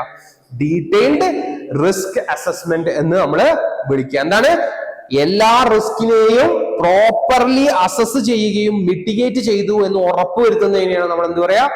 ഡീറ്റെയിൽഡ് റിസ്ക് അസസ്മെന്റ് എന്ന് പറയാം. Then high level risk assessment എന്താണത്? റിസൾട്ട് ഈഫ് എന്താ അത്? നോ. ഡീറ്റെയിൽഡ് അസസ്മെന്റിൽ നമ്മൾ എല്ലാ റിസ്കിനെയും എന്ത് ചെയ്യുന്നുണ്ട്? അസസ് ചെയ്യും, മിറ്റിഗേറ്റ് ചെയ്യുകയും ചെയ്യുന്നുണ്ട്. But high level risk assessment എന്ന് പറഞ്ഞാൽ നമുക്ക് ഓൾറെഡി കുറെ റിസ്കുകൾ ഉണ്ട്. ഈ റിസ്കിലെ ഏറ്റവും ക്രിട്ടിക്കൽ റിസ്കുകളെ മാത്രം എടുത്ത് അതിനെ അസസ് ചെയ്ത് മിറ്റിഗേറ്റ് ചെയ്യുന്ന, ഡീപ്പായിട്ട് മിറ്റിഗേറ്റ് ചെയ്യുന്നതിനെയാണ് നമ്മൾ എന്ത് പറയാ? ഹൈ ലെവൽ റിസ്ക് അസസ്മെന്റ് എന്ന് പറയാം. അപ്പൊ ഏതായാലും 2 ടെക്നിക്കുകൾ നമ്മൾ ഉപയോഗിക്കുന്നത്. 1 ഡീറ്റെയിൽഡ് അസസ്മെന്റ് ടെക്നിക് ആണെങ്കിൽ മറ്റത് high level risk assessment technique ആണ്. Okay, now compliance monitoring and ownership. ഇതൊക്കെ റിസ്ക് അസസ്മെന്റിൽ വരണം കേട്ടോ. കംപ്ലയൻസ് മോണിറ്ററിംഗ് ആൻഡ് ഓണർഷിപ്പ് ഇതുവരെയാണ് വരുന്നത്. ഇതിന് ശേഷം നമ്മളുടെ ചാർട്ടിലെ കംപ്ലയൻസ് ചാർട്ടിലെ മൂന്നാമത്തെ പോയിന്റാ റിസ്ക് അസസ് ചെയ്യും മിറ്റിഗേറ്റും ചെയ്ത് കഴിഞ്ഞാൽ പിന്നെ അതിന്റെ ഓണർഷിപ്പ് ആർക്കാണ്, അതിന്റെ അക്കൗണ്ടബിലിറ്റി ആർക്കാണ് എന്ന് നമ്മൾ മനസ്സിലാക്കണം. ഓക്കെ, യെസ്, വായിക്കുക. Compliance monitoring and ownership. Implemented properly. It means oversight of company operation. Compliance ownership involved identifying compliance functionality individual roles. Primary owner. Employees actual compliance, secondary functionalities, supervise work. So എന്താണ് പറയണേ? നമ്മൾ risk assess ചെയ്ത് കഴിഞ്ഞു, risk mitigate ചെയ്ത് കഴിഞ്ഞു, risk മനസ്സിലാക്കി അതിനെ തരണം ചെയ്യുകയും ചെയ്തു. ഇനി നമ്മൾ ചെയ്യേണ്ട എന്താ? ഇത്രയും നല്ലൊരു കംപ്ലയൻസ് ഫ്രെയിംവർക്ക് ഉണ്ടായിട്ടും എന്തുകൊണ്ടാണ് നമുക്ക് ഇപ്പോഴും റിസ്ക് വരുന്നത് എന്നുള്ളത് നമ്മൾ മോണിറ്റർ ചെയ്യുന്നതിനെയാണ് നമ്മൾ എന്ത് പറയാ? കംപ്ലയൻസ് മോണിറ്ററിംഗ് ആൻഡ് ഓണർഷിപ്പ് എന്ന് പറയാം. അല്ലെ, നമ്മൾ സ്റ്റെപ്പുകൾ കഴിഞ്ഞു. ആദ്യം എന്താ? നമ്മളുടെ നിയമങ്ങൾ ഏതാന്ന് പഠിച്ചു, നമ്മളെ റിസ്കുകൾ എന്താണെന്ന് മനസ്സിലാക്കി, ആ റിസ്കിനെ നമ്മൾ തരണം ചെയ്തു. ഇനി നമ്മൾ മനസ്സിലാക്കേണ്ട എന്താ? ഇത്രയും നല്ലൊരു കംപ്ലയൻസ് ഫ്രെയിംവർക്ക് നമ്മൾ ഡിസൈൻ ചെയ്തിട്ട് എന്തുകൊണ്ട് ഇപ്പോഴും റിസ്ക് വരുന്നു നമുക്ക്?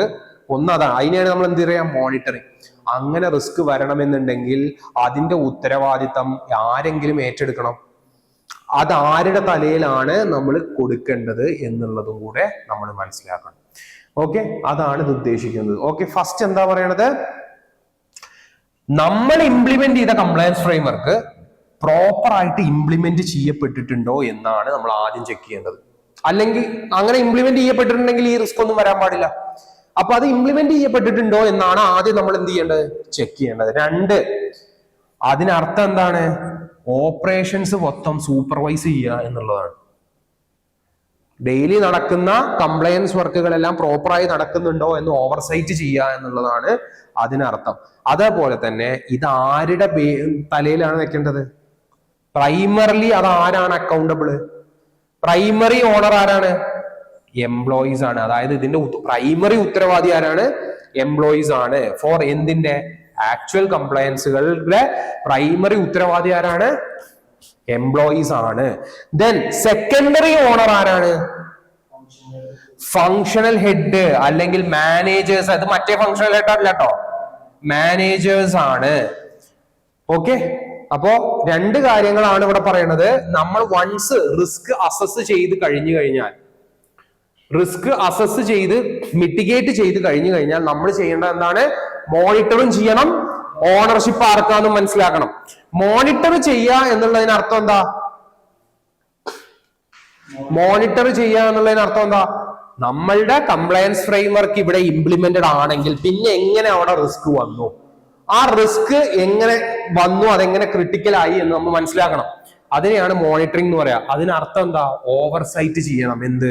ഓപ്പറേഷൻസ് ഓവർസൈറ്റ് ചെയ്യണം എന്ന് പറഞ്ഞു. ആ ഉത്തരവാദിത്തത്തിന്റെ പ്രൈമറി ഓണർ ആരാ? കംപ്ലയൻസ് ഇല്ലാതിരിക്കാനുള്ള പ്രൈമറി ഓണർ ആരാണ്? എംപ്ലോയീസ് ആണ് എന്ന് പറഞ്ഞു. സെക്കൻഡറി, രണ്ടാമത്തെ ഉത്തരവാദിത്തം ആർക്കാ? ഫങ്ഷണൽ ഹെഡ്സിനാണ് എന്ന് പറഞ്ഞു, അതായത് മാനേജേഴ്സിനാണ് എന്നും നമ്മൾ പറഞ്ഞു. ദെൻ കമ്പനിയിൽ എത്ര ലെവൽ ഓഫ് മാനേജ്മെന്റ് ഉണ്ട്, ഓരോ ലെവലിന്റെയും ഉത്തരവാദിത്തം എന്തൊക്കെയാണ് എന്നാണ് നമ്മൾ പറയുന്നത്. നമ്മൾ കടന്നിട്ടില്ല കേട്ടോ, ആ സി പോയിന്റിൽ തന്നെയാണ് ഉള്ളത്. ഓക്കെ, അതായത് ഓണർഷിപ്പ് ഐഡന്റിഫൈ ചെയ്യുന്ന ആ പോയിന്റിൽ തന്നെയാണുള്ളത്. Okay, yes. First top management. Top മാനേജ്മെന്റിന്റെ ഉത്തരവാദിത്തം എന്താണ്? ഓക്കെ, ഫസ്റ്റ് ഉത്തരവാദിത്തം എന്താണ്? Compliance obligation. എന്തൊക്കെ റൂളുകൾ നമ്മൾ കംപ്ലൈ ചെയ്യണം എന്നറിയേണ്ടത് ആർക്കാണ്? ടോപ്പ് മാനേജ്മെന്റിനാണ്. അത് കംപ്ലൈ ചെയ്യാനുള്ള പോളിസികളും പ്രൊസീജിയറും ഡിസൈൻ ചെയ്യേണ്ടത് ആരാണ്? ടോപ്പ് മാനേജ്മെന്റ് ആണ്. എംപ്ലോയീസിനെ മോട്ടിവേറ്റ് ചെയ്യേണ്ടതും ആരാണ്? ടോപ്പ് മാനേജ്മെന്റ് ആണ്. സോ ടോപ്പ് മാനേജ്മെന്റ് ഉത്തരവാദിത്തങ്ങൾ, 3 ഉത്തരവാദിത്തങ്ങൾ എന്താണ്? കംപ്ലയൻസ് ഫ്രെയിംവർക്ക് എന്താണെന്ന് മനസ്സിലാക്കേണ്ടത് ടോപ്പ് മാനേജ്മെന്റ് ആണ്. അതിന് കംപ്ലൈ ചെയ്യാനുള്ള ഫ്രെയിംവർക്ക് പോളിസി ഡിസൈൻ ചെയ്യേണ്ടത് ആരാണ്? ടോപ്പ് മാനേജ്മെന്റ് ആണ്. എംപ്ലോയീസിനെ മോട്ടിവേറ്റ് ചെയ്യേണ്ടത് ആരാണ്? ടോപ്പ് മാനേജ്മെന്റ് ആണ്. അപ്പോൾ ഇതിലേതിലെങ്കിലും അവര് വീഴ്ച വരുത്തിയിട്ടുണ്ടെങ്കിൽ അതിന്റെ ഓണർഷിപ്പ് ആർക്കാ പോവുക? ടോപ്പ് മാനേജ്മെന്റിനാണ് പോവുക. ദെൻ സീനിയർ മാനേജ്മെന്റ്, അതിന്റെ താഴെ സീനിയർ മാനേജ്മെന്റ് ഉത്തരവാദിത്വം എന്താ? നിയമങ്ങളിൽ എന്തെങ്കിലും മാറ്റം വന്നോ എന്ന് അറിയേണ്ട ഉത്തരവാദിത്വം ആർക്കാണ്? സീനിയർ മാനേജ്മെന്റ് ആണ്. റെഗുലേറ്ററി ചേഞ്ച് എന്തെങ്കിലും നടന്നിട്ടുണ്ടോ എന്ന് ആരാ അറിയേണ്ടത്? സീനിയർ മാനേജ്മെന്റിലാണ്. പോളിസികൾ പുതുതായി ഡിസൈൻ ചെയ്യേണ്ടത് ആരാണ്? സീനിയർ മാനേജ്മെന്റ് ആണ്. കംപ്ലയൻസ് ഓഫീസേഴ്സിനെ മോട്ടിവേറ്റ് ചെയ്യേണ്ടത് ആരാണ്? സീനിയർ മാനേജർ ആണ്. അതേപോലെ തന്നെ കംപ്ലയൻസ് ഓഫീസേഴ്സിനെ ഗൈഡ് ചെയ്യേണ്ടത് ആരാണ്? സീനിയർ മാനേജർ ആണ്. ആൻഡ് മോസ്റ്റ് പ്രോബബ്ലി ഇത് CA, CMA, CS തുടങ്ങിയ ആൾക്കാര് ആയിരിക്കും. സോ എന്താണ് ഫസ്റ്റ് പറയേണ്ടത്? ലോസ് മാറിയിട്ടുണ്ടോ എന്ന് ഐഡന്റിഫൈ ചെയ്യേണ്ടത് ആരാണ്? സീനിയർ മാനേജർ ആണ്. പുതിയ പോളിസികൾ ഡിസൈൻ ചെയ്യേണ്ടത് ആരാണ്? സീനിയർ മാനേജ്മെന്റ് ആണ്. അതേപോലെ തന്നെ കംപ്ലയൻസ് ഓഫീസറെ മോട്ടിവേറ്റ് ചെയ്യേണ്ടതും അവരെ ഗൈഡ് ചെയ്യേണ്ടതും ആരാണ്? സീനിയർ മാനേജ്മെന്റ് ആണ്. ഇനി മൂന്നാമത്തെ ഡിവിഷൻ, മൂന്നാമത്തെ തട്ട് എന്ന് പറയുന്നത് ഏതാ? Compliance officers. അവരുടെ ഡ്യൂട്ടി എന്താ? കംപ്ലയൻസ് പെർഫോം ചെയ്യുക. അതായത് എല്ലാ നിയമങ്ങളും കംപ്ലൈ ചെയ്യുന്നുണ്ടോ എന്ന് ഉറപ്പുവരുത്തേണ്ടത് ആരാ? കംപ്ലയൻസ് ഓഫീസർ ആണ്. കംപ്ലയൻസ് ഒബ്ലിഗേഷനെ അപ്ഡേറ്റ് ചെയ്യേണ്ടത് ആരാ? കംപ്ലയൻസ് ഒബ്ലിഗേഷൻ പെർഫോം ചെയ്യേണ്ടതും അപ്ഡേറ്റ് ചെയ്യേണ്ടതും ആരാണ്? കംപ്ലയൻസ് ഓഫീസർ ആണ്. റിസ്ക് ഐഡന്റിഫൈ ചെയ്യാനും കോൺഫ്ലിക്റ്റുകൾ റിപ്പോർട്ട് ചെയ്യേണ്ടതും ആരാ? ഇന്റിമേഷൻ വിട്ടിട്ട് കോൺഫ്ലിക്റ്റുകൾ റിപ്പോർട്ട് ചെയ്യേണ്ട ഉത്തരവാദിത്വം ആർക്കാണ്? കോൺഫ്ലിക്റ്റുകൾ റിപ്പോർട്ട് ചെയ്യേണ്ടതും ഉത്തരവാദിത്വം ആർക്കാണ്? കംപ്ലയൻസ് ഓഫീസർക്കാണ്. അപ്പൊ കംപ്ലയൻസ് ഓഫീസറിന്റെ ഉത്തരവാദിത്വം എന്താ?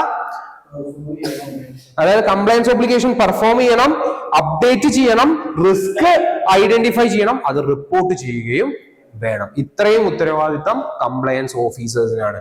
ഇനി ലീഗൽ സെൽ, ലീഗൽ സെല്ലിന്റെ ഉത്തരവാദിത്തം എന്തൊക്കെയാണ്? ഒന്ന്, മാറിയ നിയമങ്ങളെ ഐഡന്റിഫൈ ചെയ്യേണ്ട ഉത്തരവാദിത്തം ആർക്കാ? Compliance officer. ലീഗൽ സെൽ എന്ന് പറഞ്ഞു കഴിഞ്ഞാൽ ഗവൺമെന്റിന്റെ ഭാഗാട്ടോ. Okay, communicate in writing to compliance officer അല്ലെങ്കിൽ കംപ്ലയൻസ് ഓണർ. എന്തുകൊണ്ട് ഇത് കംപ്ലൈ ചെയ്തില്ല എന്ന് ചോദ്യം ചെയ്യേണ്ട ഉത്തരവാദിത്തം ആർക്കാ? ലീഗൽ സെല്ലിന്റെ ആണ്. പോളിസികൾ റിവ്യൂ ചെയ്യേണ്ട ഉത്തരവാദിത്തം ആർക്കാ? ലീഗൽ സെല്ലിന്റെതാണ്. അതേപോലെ തന്നെ ഡൗട്ടുകൾ റിസോൾവ് ചെയ്യേണ്ട ഉത്തരവാദിത്വവും ലീഗൽ സെല്ലിൻ്റെത് ആണ്. സോ എന്തൊക്കെയാണ്? മാറിയ നിയമങ്ങൾ ഐഡന്റിഫൈ ചെയ്യേണ്ട ഉത്തരവാദിത്തം, കംപ്ലയൻസ് ഓണറെ കമ്മ്യൂണിക്കേറ്റ് ചെയ്യേണ്ട ഉത്തരവാദിത്തം, പോളിസികൾ റിവ്യൂ ചെയ്യേണ്ട ഉത്തരവാദിത്തം, ഡൗട്ടുകൾ റിസോൾവ് ചെയ്യേണ്ട ഉത്തരവാദിത്വം ആരുടെയാണ്? ലീഗൽ സെല്ലിൻ്റെതാണ്. സോ കം അഗൈൻ, ടോപ്പ് മാനേജ്മെന്റിന്റെ ഉത്തരവാദിത്വം എന്താ? കംപ്ലയൻസ് ഒബ്ലിഗേഷൻ എന്താന്ന് മനസ്സിലാക്കുക, പോളിസികൾ അപ്രൂവ് ചെയ്യുക, എംപ്ലോയീസിനെ മോട്ടിവേറ്റ് ചെയ്യുക. നൗ സീനിയർ മാനേജ്മെന്റ് ഉത്തരവാദിത്തം റെഗുലേഷൻ മാറിയിട്ടുണ്ടോ എന്ന് ഐഡന്റിഫൈ ചെയ്യുക, പോളിസികൾ ഉണ്ടാക്കുക, അതേപോലെ തന്നെ കംപ്ലയൻസ് ഓഫീസറെ മോട്ടിവേറ്റ് ചെയ്യുക, ഗൈഡ് ചെയ്യുക. ഈ ഉത്തരവാദിത്തമാണുള്ളത്. കംപ്ലയൻസ് ഓഫീസർ ഉത്തരവാദിത്തം എന്താ? പെർഫോം ചെയ്യുക, അപ്ഡേറ്റ് ചെയ്യുക, റിസ്ക് ഐഡന്റിഫൈ ചെയ്യുക, അത് റിപ്പോർട്ട് ചെയ്യുക. നൗ ലീഗൽ സെല്ല് ചേഞ്ച് ചെയ്ത ലോകൾ മനസ്സിലാക്കുക, കംപ്ലയൻസ് ഓണറെ കമ്മ്യൂണിക്കേറ്റ് ചെയ്യുക, പോളിസികൾ റിവ്യൂ ചെയ്യുക, ഡൗട്ടുകൾ റിസോൾവ് ചെയ്യുക. കം അഗൈൻ, എന്തൊക്കെയാണ്? അണ്ടർസ്റ്റാൻഡ്, കംപ്ലയൻസ് ഒബ്ലിഗേഷൻ അണ്ടർസ്റ്റാൻഡ് ചെയ്യുക, പോളിസികൾ അപ്രൂവ് ചെയ്യുക, എംപ്ലോയീസിനെ മോട്ടിവേറ്റ് ചെയ്യുക. സീനിയർ മാനേജ്മെന്റിന്റെ ഉത്തരവാദിത്വം എന്താ? ചേഞ്ച്ഡ് ലോസിനെ അനാലിസിസ് ചെയ്യുക, അല്ലെങ്കിൽ റെഗുലേഷൻ ചേഞ്ചസിനെ അനാലൈസ് ചെയ്യുക, പോളിസികൾ ക്രിയേറ്റ് ചെയ്യുക, കംപ്ലയൻസ് ഓഫീസറെ മോട്ടിവേറ്റ് ചെയ്യുക, അവരെ ഗൈഡ് ചെയ്യുക. ഈ കംപ്ലയൻസ് ഓഫീസർ ഉത്തരവാദിത്തം എന്താ? പെർഫോം ചെയ്യുക കംപ്ലയൻസ് ഒബ്ലിഗേഷൻ, അപ്ഡേറ്റ് ചെയ്യുക കംപ്ലയൻസ് ഒബ്ലിഗേഷൻ, റിസ്ക് അസസ് ചെയ്യുക, അത് റിപ്പോർട്ട് ചെയ്യുക. ഓക്കെ, ഇനി ലീഗൽ സെല്ലിന്റെ ഉത്തരവാദിത്തം എന്താ?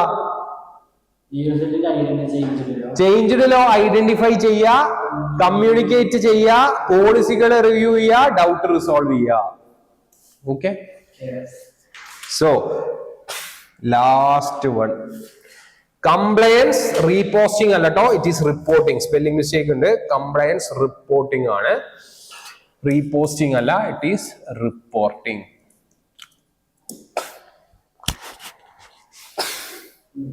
ഓക്കെ. നൗ റിപ്പോർട്ടിങ്ങുകൾ രണ്ട് രീതിയിലാണുള്ളത്. One is cyclical reporting and one is incidental reporting. Okay. Compliance റിപ്പോർട്ടിങ്ങുകൾ രണ്ട് രീതിയിലാണുള്ളത്. ഒന്ന് സൈക്ലിക്കൽ റിപ്പോർട്ടിംഗ് ഉണ്ട്, ഒന്ന് ഇൻസിഡന്റൽ റിപ്പോർട്ടിംഗ് ഉണ്ട്. എന്താ സൈക്ലിക്കൽ റിപ്പോർട്ടിംഗ്? എല്ലാ 3 മാസം കൂടുതലും അല്ലെങ്കിൽ എല്ലാ 12 മാസം കൂടുമ്പോഴും അല്ലെങ്കിൽ 6 മാസം കൂടുമ്പോഴും കംപ്ലൈ ചെയ്യുന്നുണ്ടോ നിയമങ്ങൾ എന്ന് റിപ്പോർട്ട് ചെയ്യുന്നതിന് സൈക്ലിക്കൽ റിപ്പോർട്ടിംഗ്. ഇൻസിഡന്റൽ എന്ന് പറഞ്ഞാല് അപ്പപ്പോ നോക്കിയിട്ട് അപ്പപ്പോ എന്തെങ്കിലും ത്രെട്ട് വരികയാണെങ്കിൽ അപ്പൊ റിപ്പോർട്ട് ചെയ്യുന്നതിനെയാണ് നമ്മള് ഇൻസിഡന്റൽ റിപ്പോർട്ടിംഗ് എന്ന് പറയാ. ഇനി അതിന്റെ പ്രോസസ് എന്താ, സ്റ്റേജസ് എന്താ? ഫങ്ഷണൽ ഹെഡ് എന്ത് ചെയ്യും? ഐഡന്റിഫൈ ചെയ്യുന്നു ഏതൊക്കെ ലോകളാണ് നമ്മൾ കംപ്ലൈ ചെയ്യേണ്ടത്. ഓക്കെ. ദെൻ ഫങ്ഷണൽ ഹെഡ് പിന്നെന്താ ചെയ്യണേ? ഈ നിയമങ്ങൾ പാലിച്ചോ എന്നുള്ള ഇൻഫോർമേഷൻ പല ഡിപ്പാർട്ട്മെന്റുകളിൽ നിന്നും ശേഖരിക്കും. ദെൻ ഫങ്ഷണൽ ഹെഡ് അത് വെച്ചിട്ട് ഒരു റിപ്പോർട്ട് ക്രിയേറ്റ് ചെയ്യും. 3 അത് ആർക്കയക്കും? ഒരു കമ്പനി സെക്രട്ടറിക്ക് അയക്കും. CS അയാളുടെ ഒപ്പീനിയൻ MDക്ക് അയക്കും. MD അത് ബോർഡ് ഓഫ് ഡയറക്ടേഴ്സിന് സബ്മിറ്റ് ചെയ്യും. സോ എന്തൊക്കെയാണ് പ്രൊസീജിയർ? ഫസ്റ്റ് പ്രൊസീജിയർ എന്ന് പറഞ്ഞാൽ ഫങ്ഷണൽ ഹെഡ് ആദ്യം എന്താ മനസ്സിലാക്കുന്നത്? ഏതൊക്കെയാണ് നമ്മളുടെ അപ്ലിക്കബിൾ ലോസ് എന്ന് മനസ്സിലാക്കും. ഓക്കെ. രണ്ടാമത് ഫങ്ഷണൽ ഹെഡ് എന്താ ചെയ്യുന്നത്? ഡിപ്പാർട്ട്മെന്റിനോട് ഇൻഫോർമേഷൻസ് ചോദിക്കും. ഡിപ്പാർട്ട്മെന്റിൽ നിന്ന് കിട്ടിയ ഇൻഫോർമേഷൻസ് വെച്ച് ഫങ്ഷണൽ ഹെഡ് ഒരു റിപ്പോർട്ട് ഉണ്ടാക്കും. ദെൻ ഇത് കമ്പനി സെക്രട്ടറീസിനെ അയക്കും. കമ്പനി സെക്രട്ടറീസ് അവരുടെ ഒപ്പീനിയൻ MDക്ക് അയക്കും. MD അത് ബോർഡ് ഓഫ് ഡയറക്ടേഴ്സിന് റിപ്പോർട്ട് ചെയ്യും. ഇങ്ങനെയാണ് എന്ത് സംഭവിക്കുന്നത്? നമ്മളുടെ സൈക്ലിക്കൽ ആയാലും ഇൻസിഡന്റൽ റിപ്പോർട്ടിംഗ് ആയാലും സംഭവിക്കുന്നത്. സോ എന്തൊക്കെയാണ്?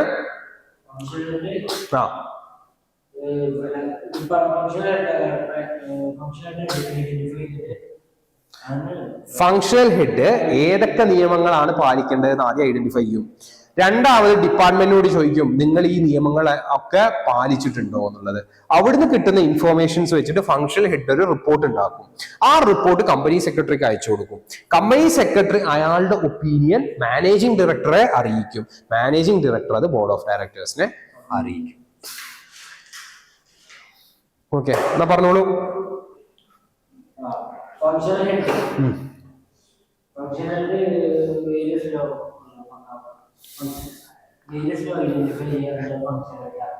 ഫങ്ഷൻ ഹെഡ് ആക്കല്ലടാ, ഫങ്ഷൻ ഹെഡ് എന്ന് പറയുന്നത് ഒരാളാണ്, മാനേജറാണ്.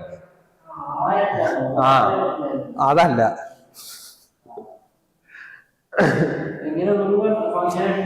ഫങ്ഷൻസിന്റെ ഹെഡ് അയാളാണ് ഫങ്ഷണൽ ഹെഡ്. ഓക്കെ, അയാൾ എന്താ ചെയ്യുന്നത്? ആദ്യം നമ്മൾ എന്തൊക്കെ നിയമങ്ങളാ പാലിക്കേണ്ടതെന്ന് മനസ്സിലാക്കും. അത് എന്നിട്ട് ഓരോ ഡിപ്പാർട്ട്മെന്റിനോടും ചോദിക്കും നിങ്ങൾ ഇത് കംപ്ലൈ ചെയ്തിട്ടുണ്ടോ എന്നുള്ളത്.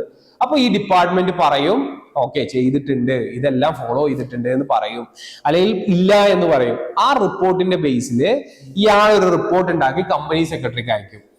കമ്പനി സെക്രട്ടറി അയാളുടെ ഒപ്പീനിയൻ ഇങ്ങനെ ചെയ്തു കഴിഞ്ഞാൽ ഇത്രത്തോളം പെനാൽറ്റി വരും, ഇങ്ങനെയൊക്കെയാണ് പ്രശ്നങ്ങൾ എന്നുള്ളത് മാനേജിംഗ് ഡയറക്ടറിനെ അറിയിക്കും. മാനേജിംഗ് ഡയറക്ടർ അത് ബോർഡ് ഓഫ് ഡയറക്ടേഴ്സിനെ അറിയിക്കും.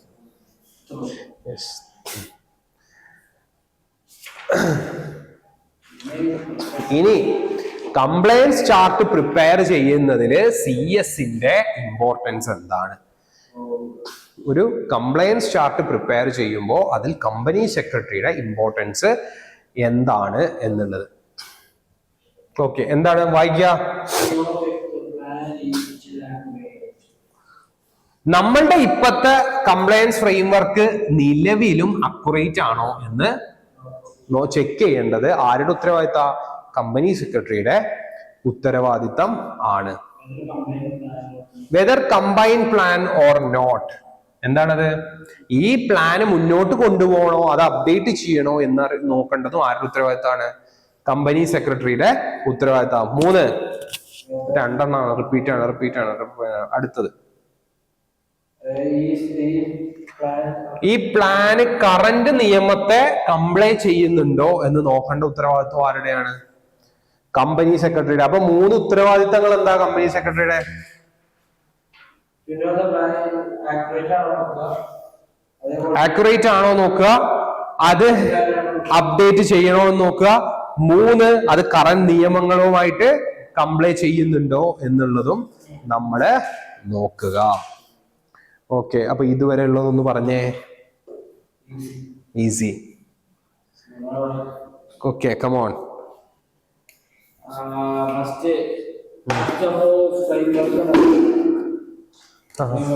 മാറിക്കേണ്ട ആവശ്യമൊന്നുമില്ലടാ, പറഞ്ഞു. ഓക്കെ, ഇപ്പൊ ഒരു company rules and regulations follow ചെയ്യാം. അതൊരു കോർപ്പറേറ്റ് ഡ്യൂട്ടിയാണ് ഫോളോ ചെയ്യുന്നത്. അത് എൻഷുർ ചെയ്യേണ്ട, അതിന് സെറ്റപ്പ് ചെയ്യേണ്ട ഒരു പേരാണ് കംപ്ലൈൻസ് ഫ്രെയിംവർക്ക്. CS ആണ് കംപ്ലൈൻസ് ഫ്രെയിംവർക്ക് മെയിനായിട്ട് നോക്കുക.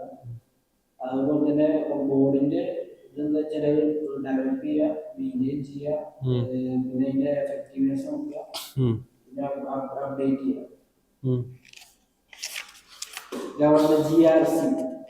GRCയുടെ മെയിൻ സംഭവം പർപ്പസ് എന്താ വെച്ചാല് റിസ്ക്, അതേപോലെ കോസ്റ്റ്, ഡ്യൂപ്ലിക്കേഷൻ ഓഫ് ക്വാളിറ്റി നമുക്ക് റെഡ്യൂസ് ചെയ്യും. പിന്നെ functions corporate governance. Corporate governance എന്ന് പറയുന്നത് ബിസിനസ് ഓപ്പറേഷൻസ്, വാല്യൂസ്, കോർപ്പറേറ്റ് അങ്ങനെയുണ്ട് അല്ലേ. ആദ്യ ടോപ്പിക്കുകളുടെ ഹെഡിങ്സ് മാത്രം എന്ന് പറഞ്ഞു അത് അടച്ചു വെക്കും, എന്നിട്ട് പറഞ്ഞത്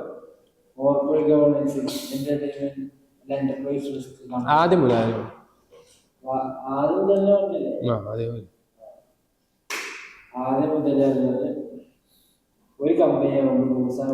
അല്ല, headings first compliance framework.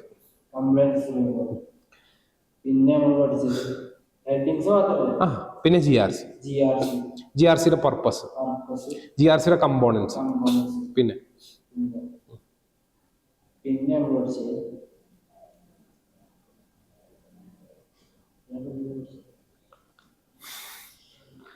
Compliance ഫ്രെയിംവർക്കിന്റെ components. അതിൽ പെടുന്ന compliance chart book, compliance advisory, compliance മറ്റത് dash score, compliance score card. പിന്നെ അതില് കംപ്ലയൻസ് ചാർട്ട് ബുക്ക് വേണ്ട. അതിന്റെ ഏതൊക്കെ പോയിന്റുകൾ പറ. ഒന്നാമത്തത് identification of applicable laws and regulations, risk assessment,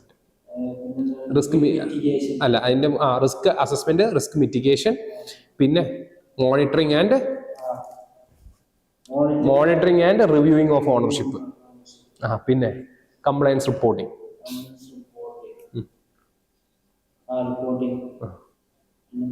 പിന്നെ ഞാൻ അതിന്റെ ഓരോ ഉള്ളു ആദ്യം ഒരു ഉള്ളിത്ത പറഞ്ഞു.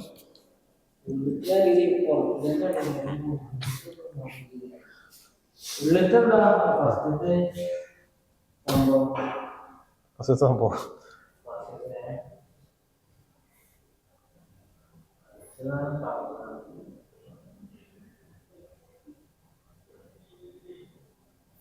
പറഞ്ഞോളൂ. എന്താണ് പോരാത്ത?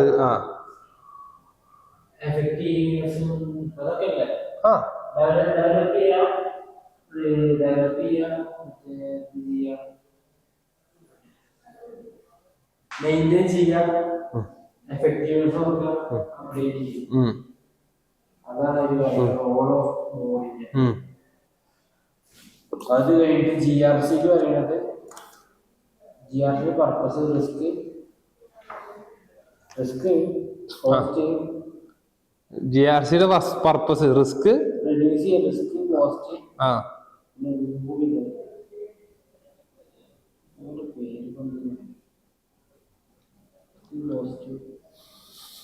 ഡബിൾ എഫേർട്സ് ഉറക്കുക, ഡ്യൂപ്ലിക്കേഷൻ അത് കുറക്കുക. പിന്നെ കോർപ്പറേറ്റ് ഗവേണൻസ് എന്ന ഗോൾസ് അച്ചീവ് ചെയ്യാൻ വേണ്ടിയിട്ട് കോർപ്പറേറ്റിന് സംഭവം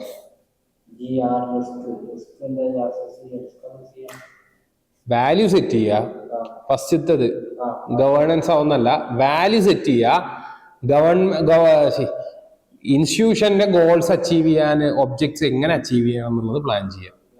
രണ്ട് എന്റർപ്രൈസ് റിസ്ക് മാനേജ്മെന്റ്. എന്താണത്? എന്റർപ്രൈസ് റിസ്ക് മാനേജ്മെന്റ് എന്ന് പറയുന്നത് ഒരു കമ്പനിക്ക് എവിടെയൊക്കെ റിസ്ക് വരുന്നുണ്ട് നോക്കാം, അസസ് ചെയ്യാം. പൊട്ടൻഷ്യൽ ത്രെട്ടുകൾ എന്താണ് മനസ്സിലാക്കുക, അതിനെ മിറ്റിഗേറ്റ് ചെയ്യാനുള്ള വേസ് മനസ്സിലാക്കുക. പിന്നെ കംപ്ലയൻസ് ഫ്രെയിംവർക്ക്. കംപ്ലയൻസ് ഫ്രെയിംവർക്ക് പറഞ്ഞാൽ നമ്മൾ ഓക്കെ. എന്നാ അടുത്തത് കംപ്ലയൻസ് ചാർട്ടൊക്കെ ഒരു എഫിഷ്യൻലി ഡിസൈൻഡ് കംപ്ലൈന്റ് ഫ്രെയിംവർക്കിന്റെ എന്തൊക്കെ ഉണ്ടാവും?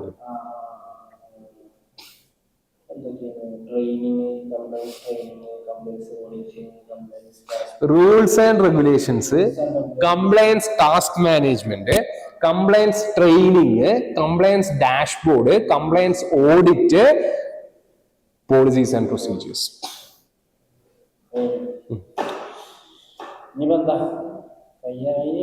ഇല്ല,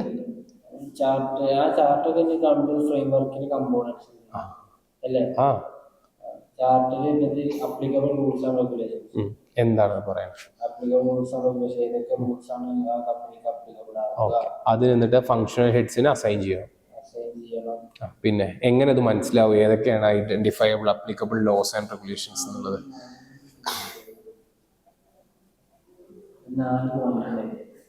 ഒന്ന് എൻഗേജ്മെന്റ്സ് വിത്ത് മാനേജ്മെന്റ്, രണ്ട് റൂൾസ് ആൻഡ് റെഗുലേഷൻ നോക്കണം, മൂന്ന് സർട്ടിഫിക്കറ്റും ലൈസൻസും നോക്കണം, 4 ട്രീറ്റീസും പ്രോട്ടോകോളുകളും നോക്കണം, 5 പോളിസീസും പ്രൊസീജിയേഴ്സും നോക്കണം.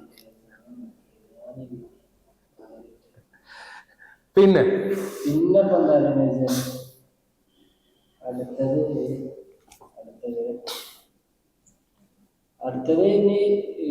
റിസ്ക് അസസ്മെന്റ് എത്തരത്തിലുള്ള റിസ്കുകളാണ് നമ്മൾ അസസ് ചെയ്യുന്നത്? ഇൻഹറന്റ് റിസ്കുകളാണ് നമ്മൾ. എന്താ ഇൻഹറന്റ് റിസ്ക്? കമ്പനിയുടെ ഉള്ളിൽ തന്നെ ഉള്ള റിസ്കുകൾ. പുറത്തുനിന്ന് വരുന്ന റിസ്കിനെ നമുക്ക് ഒന്നും പ്ലാൻ ചെയ്ത് തീർക്കാൻ പറ്റില്ല, പക്ഷെ നമ്മളുടേതായിട്ടുള്ള കുറവുകൾ നമുക്ക് ശരിയാക്കാം.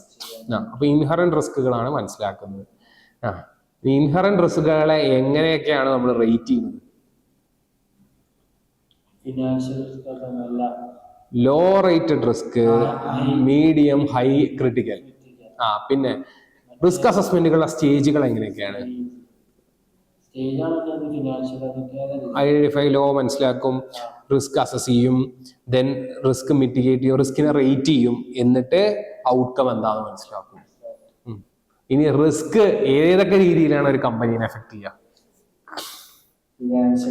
ലീഗൽ എഫക്റ്റുകളുണ്ട്, financial effect, business effect, reputational effect. പിന്നെ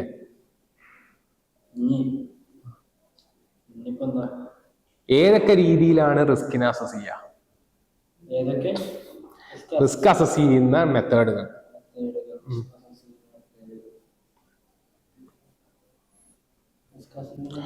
ഒന്ന് ഡീറ്റെയിൽഡ് റിസ്ക് അസസ്മെന്റ്, ഒന്ന് ഹൈ റിസ്ക് അസസ്മെന്റ്.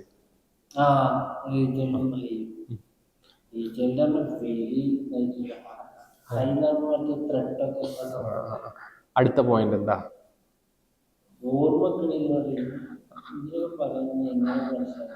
അടുത്തത് monitoring and assigning ownership. Compliance ഫ്രെയിംവർക്കുകൾ മോണിറ്റർ ചെയ്യുക, അതിന്റെ ഉത്തരവാദിത്തങ്ങൾ അസൈൻ ചെയ്യുക. ഇതില് പറയാണ്ട് കുറെ. കംപ്ലയൻസ് ഫ്രെയിമുകൾ മോണിറ്റർ ചെയ്തിട്ട് അതിലെന്തെങ്കിലും അപ്ഡേറ്റ് ചെയ്യണമെന്ന് നോക്കണം. അതേപോലെ പ്രൈമറി ഓണർ ആരാണ്? എംപ്ലോയീസ് ആണ്. അതെന്താണ്? ഓപ്പറേഷണൽ പാർട്ടുകളെ നമ്മള് ഓവർസൈറ്റ് ചെയ്യണം. രണ്ടാമത്തെ സെക്കൻഡറി ഓണർ ആരാ? ഫങ്ഷണൽ ഹെഡുകളാണ്, വർക്കുകൾ സൂപ്പർവൈസ് ചെയ്യേണ്ടത്. പിന്നെ ഒരു കമ്പനിയിലെ പല ലെവൽ ഓഫ് മാനേജ്മെന്റുകൾ എന്താണ്, അവരുടെ ഉത്തരവാദിത്തങ്ങൾ എന്താണ്? അല്ല, അതെന്തൊക്കെയാണ്? ടോപ്പ് ലെവൽ മാനേജ്മെന്റിന്റെ ഉത്തരവാദിത്തം എന്തൊക്കെയാണ്?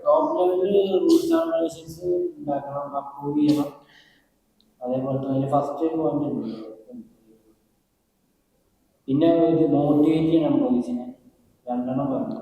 കംപ്ലയൻസ് ഫ്രെയിംവർക്ക് ഇത് ചെയ്യുക, റൂൾസ് ആൻഡ് റെഗുലേഷൻസ് ഫോളോ ചെയ്യുക, പോളിസികൾ ഫോം ചെയ്യുക, എംപ്ലോയീസിനെ മോട്ടിവേറ്റ് ചെയ്യുക.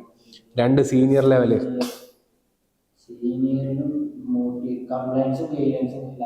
മോട്ടിവേഷൻ ഗൈഡൻസും കംപ്ലയൻസ് ഓഫീസറും. അത് അവസാനത്തെ 2 ആദ്യത്തെ 2 പോയിന്റ്.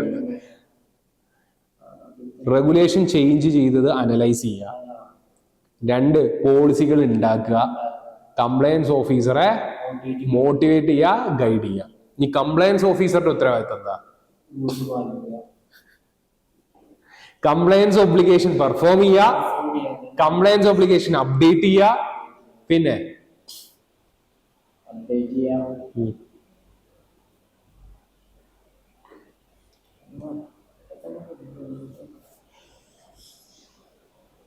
റിസ്ക് അസസ് ചെയ്യുക, റിപ്പോർട്ട് ചെയ്യുക.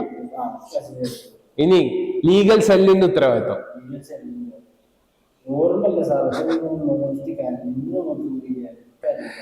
ചേഞ്ച് ഇൻ ലോസ് ഐഡന്റിഫൈ ചെയ്യുക, കംപ്ലയൻസ് ഓണറെ കമ്മ്യൂണിക്കേറ്റ് ചെയ്യുക, പിന്നെ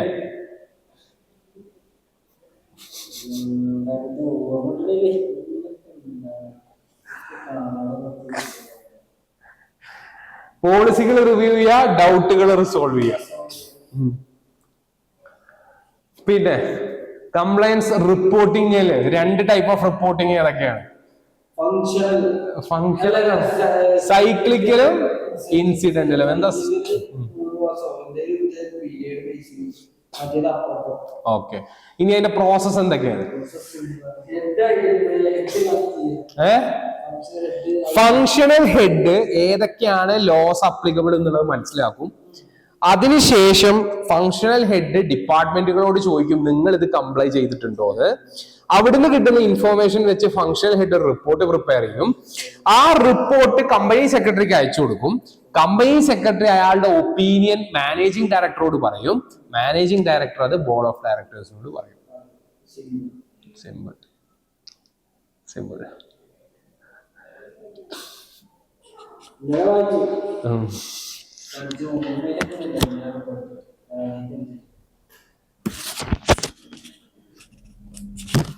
ഓക്കെ.